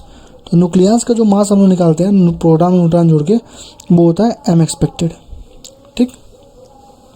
तो m ऑब्जर्व जो होता है, मतलब m ऑब्जर्व जो मास स्पेक्ट्रोमीटर नापता है वो होता है मास ऑफ एटम में से जेड। देखो मास ऑफ एटम में क्या होता है, 3 चीज़ होता है ना, इलेक्ट्रॉन प्रोटॉन न्यूट्रॉन। तो अगर मैं इस इलेक्ट्रॉन को निकाल दूँ, तो क्या बचेगा, बस प्रोटॉन न्यूट्रॉन बचेगा। और वही हमारा क्या होता है न्यूक्लियस, वही तो मास होता है। किसी भी न्यूक्लियस का मास क्या होता है, नंबर ऑफ न्यूक्लियस का मास के बराबर होता है। न्यूक्लियस का मास क्या होता है, मास of neutron plus mass of proton के बराबर होता है। तो अगर मैं इलेक्ट्रॉन के मास को निकाल दूँ तो क्या बचेगा, बस प्रोटॉन न्यूट्रॉन बचेगा, ठीक है। तो मास ऑब्जर्व क्या हो जाएगा, mass of atom minus Z into mass of electron. तो यहाँ से हो जाएगा m, मास ऑफ एटम कितना होगा, मान लो m है, इंटू A/Z इंटू x, ये हमारा हो गया माइनस में z इंटू m। तो ये हमारा हो गया मास ऑब्जर्व। तो फॉर्मूले बस याद रखो, ध्यान रखना, क्वेश्चन प्रैक्टिस अच्छे से सिखा दूंगा, ठीक है। तो मास ऑब्जर्व क्या होगा, mass of atom minus z into m। Mass observe क्या होगा, mass of atom minus z into mass into electron. और एक्सपेक्टेड क्या होगा, z into mass of proton plus a minus z into mass of neutron. a minus z क्या है, number of neutron ना। अरे भाई 1 मिनट और देता हूँ तुमको समझा रहा हूँ। देखो मास जो ऑब्जर्व होता है मास स्पेक्ट्रोमीटर से नापते हैं। मास स्पेक्ट्रोमीटर से नापने के लिए मैं क्या करता हूँ, वहाँ पे जितना टोटल मास होता है एटम का उसमें से मास ऑफ इलेक्ट्रॉन को घटा देता हूँ। तो मान लो मास ऑफ एटम मान लो m था, उसमें से मैंने मास ऑफ इलेक्ट्रॉन को घटा दिया। जेड क्यों मैंने किया, क्योंकि जेड हमारा क्या है, एटॉमिक नंबर है, ठीक। तो ZMe, तो यहाँ पे मास ऑफ एटम कितना हो जाएगा, जितना भी मास दिया हो into A/Z minus x minus z into m हो जाएगा।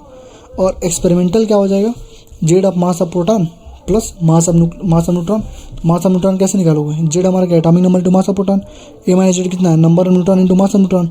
Number of neutron into mass of neutron कितना होगा, ए माइनस जेड हो जाएगा। तो फॉर्मूले पे याद रखो, m एक्सपेक्टेड क्या हो जाएगा, ZMP प्लस ए माइनस जेड इंटू m, ठीक।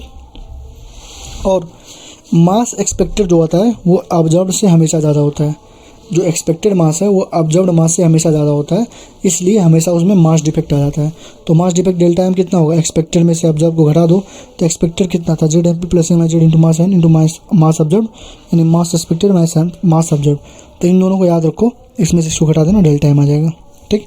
अब तुमसे एनर्जी पूछेगा तो एनर्जी होती है mc², डेल्टा m निकाल के mc² कर देना, ठीक है। तो डेल्टा mc² kg में अगर आ रहा है तो क्या रखोगे, kg में अगर है मास तो m kg इंटू c² लगा दोगे। अगर mu में पूछेगा तो मास को mu में रख के इंटू 931.5 मेगा इलेक्ट्रॉन वोल्ट कर दोगे, आंसर आ जाएगा, ठीक है। अगर मास kg में है तो एनर्जी को mc² लगाओ, जहाँ पे मास को kg में रखो, c² रख दो, और energy equal to m mass in mu into 931.5 mega electron volt कर दो। समझ रहे हो, mu में पूछेगा तो 931.5 मेगा इलेक्ट्रॉन वोल्ट से मल्टीप्लाई कर देना, आंसर आ जाएगा, ठीक। बाइंडिंग एनर्जी क्या होता है, mc² हो जाएगी। बाइंडिंग एनर्जी ऑफ हीलियम जो होती है वो 28.3 मेगा इलेक्ट्रॉन वोल्ट होती है, और बाइंडिंग एनर्जी ऑफ ड्यूट्रॉन होती है 2.2 मेगा इलेक्ट्रॉन वोल्ट होती है। तीन दोनों चीज़ों को अपने दिमाग में सेट कर लो, क्योंकि जितने क्वेश्चन आए हैं 95% क्वेश्चन यही थे, तो मैं वहाँ पे क्यों अपना माथा पच्ची करूँ। अगर मुझे बाइंडिंग एनर्जी ऑफ हीलियम पहले से मालूम रहेगा तो मुझे वहाँ पर डाटा की जरूरत ही नहीं पड़ेगी। मैं सीधे लिखूँगा बाइंडिंग एनर्जी 22.3 इतना, और बाइंडिंग ड्यूट्रॉन 2.2, ठीक है। तो याद कर लो, बाइंडिंग एनर्जी ऑफ हीलियम कितनी होती है 28.3 मेगा इलेक्ट्रॉन वोल्ट, और बाइंडिंग एनर्जी ऑफ ड्यूट्रॉन कितनी होती है 2.2 मेगा इलेक्ट्रॉन वोल्ट, ठीक है। बाइंडिंग एनर्जी पर न्यूक्लियन मतलब क्या, मास नंबर, यानी कि जितना बाइंडिंग एनर्जी है उसको देखो बाइंडिंग एनर्जी कभी भी देखो, हायर बाइंडिंग एनर्जी का मतलब ये नहीं होता हायर स्टेबिलिटी हो, गलत बात है, लेकिन higher binding energy per nucleon यानी कि बाइंडिंग एनर्जी पर न्यूक्लियन अगर ज़्यादा आ गया तो इसका मतलब होता है कि हायर स्टेबिलिटी होगी ही होगी, ठीक है। तो हायर बाइंडिंग एनर्जी का मतलब नहीं होता हायर स्टेबिलिटी, लेकिन higher binding energy per nucleon आ गया इसका मतलब हो गया हायर स्टेबिलिटी होना ही होना है। तो बाइंडिंग एनर्जी क्या होता है, बाइंडिंग एनर्जी पर न्यूक्लियन का मेन काम क्या है, वो स्टेबिलिटी को मेजर करता है, और बाइंडिंग एनर्जी पर न्यूक्लियन क्या होता है, बाइंडिंग एनर्जी पर अपॉन मास नंबर होता है, ठीक है।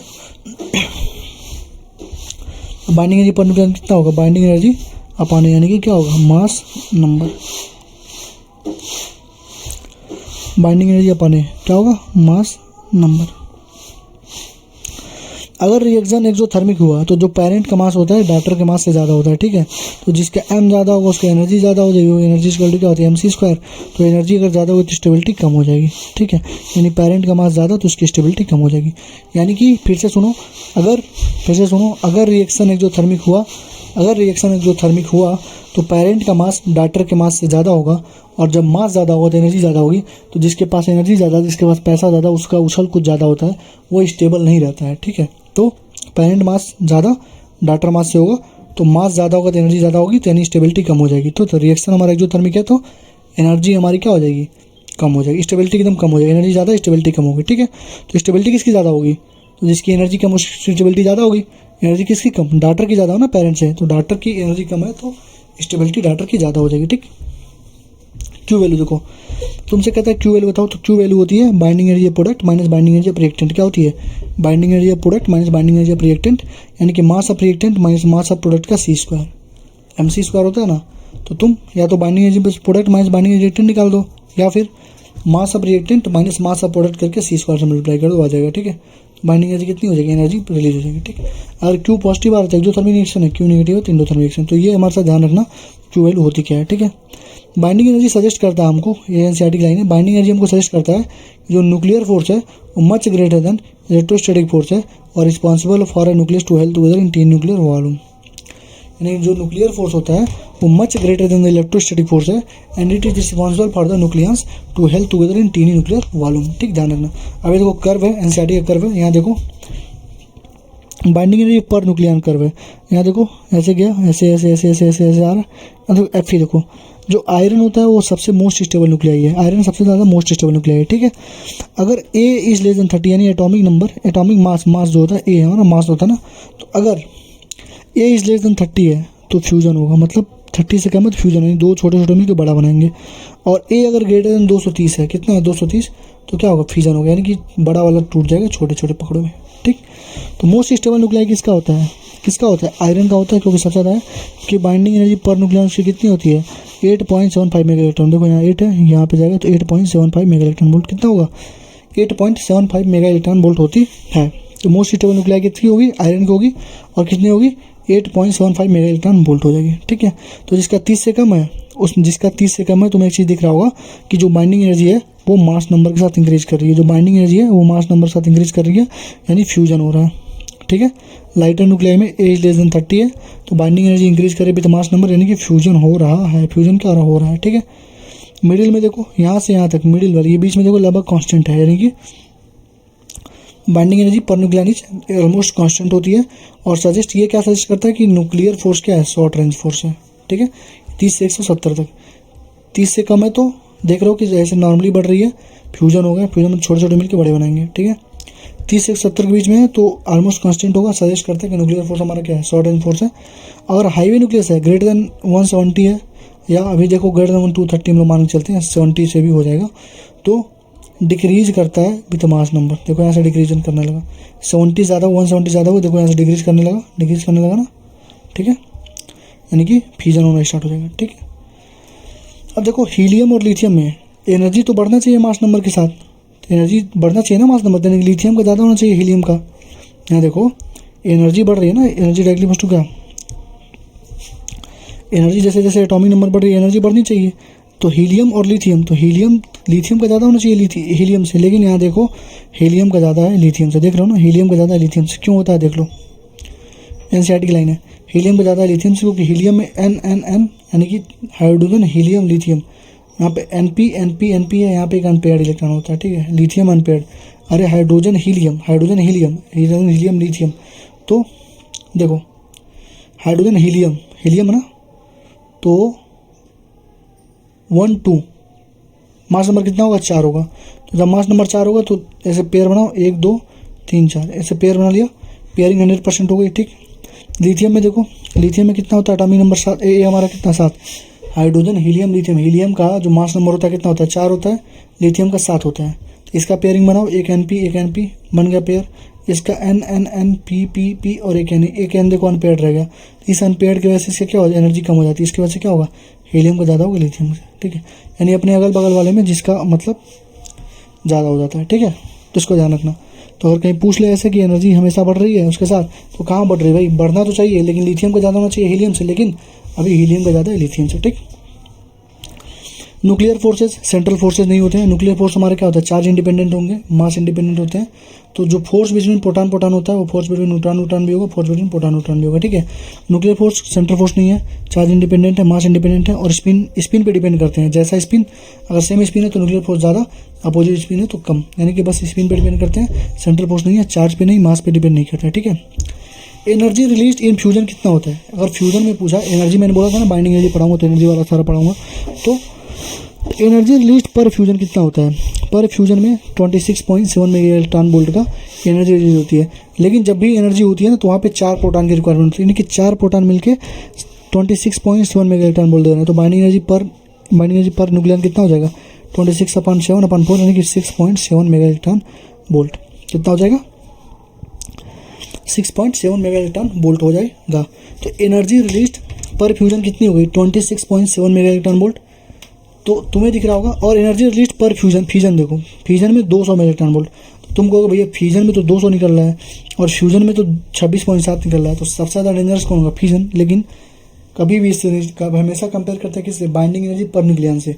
यहाँ पे 4 प्रोटॉन की रिक्वायरमेंट थी, तो बाइंडिंग एनर्जी पर न्यूक्लियन 26.7 यानी 6.7 होगी। और यूरेनियम में 200 है, और यूरेनियम का कितना होता है बताओ, 235 होता है। यूरेनियम का जो एटॉमिक मास कितना है, 235 है। तो उसका कितना हो जाएगा, 200/235 यानी 0.85। यानी देखो कौन ज़्यादा है, 6.7 ज़्यादा है ना, यानी कि fusion is more dangerous than fusion, हो जाएगा, ठीक है।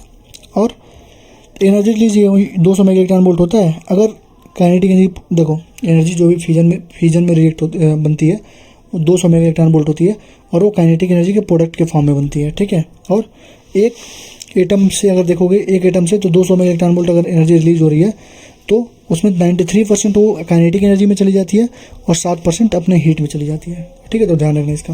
एक्सोथर्मिक रिएक्शन तो जानते ही हो।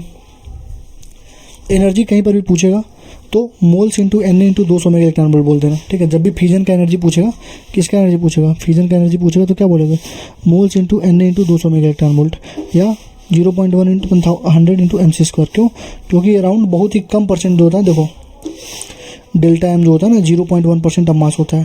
तो delta M equal to 1/1000 mass N equal to MC² होगा, तो 1/1000 मतलब 0.1/100 इंटू MC²। तो वही चीज़ बोल रहा हूँ कि एनर्जी जो होती है वो moles into N into 200 mega electron volt होती है।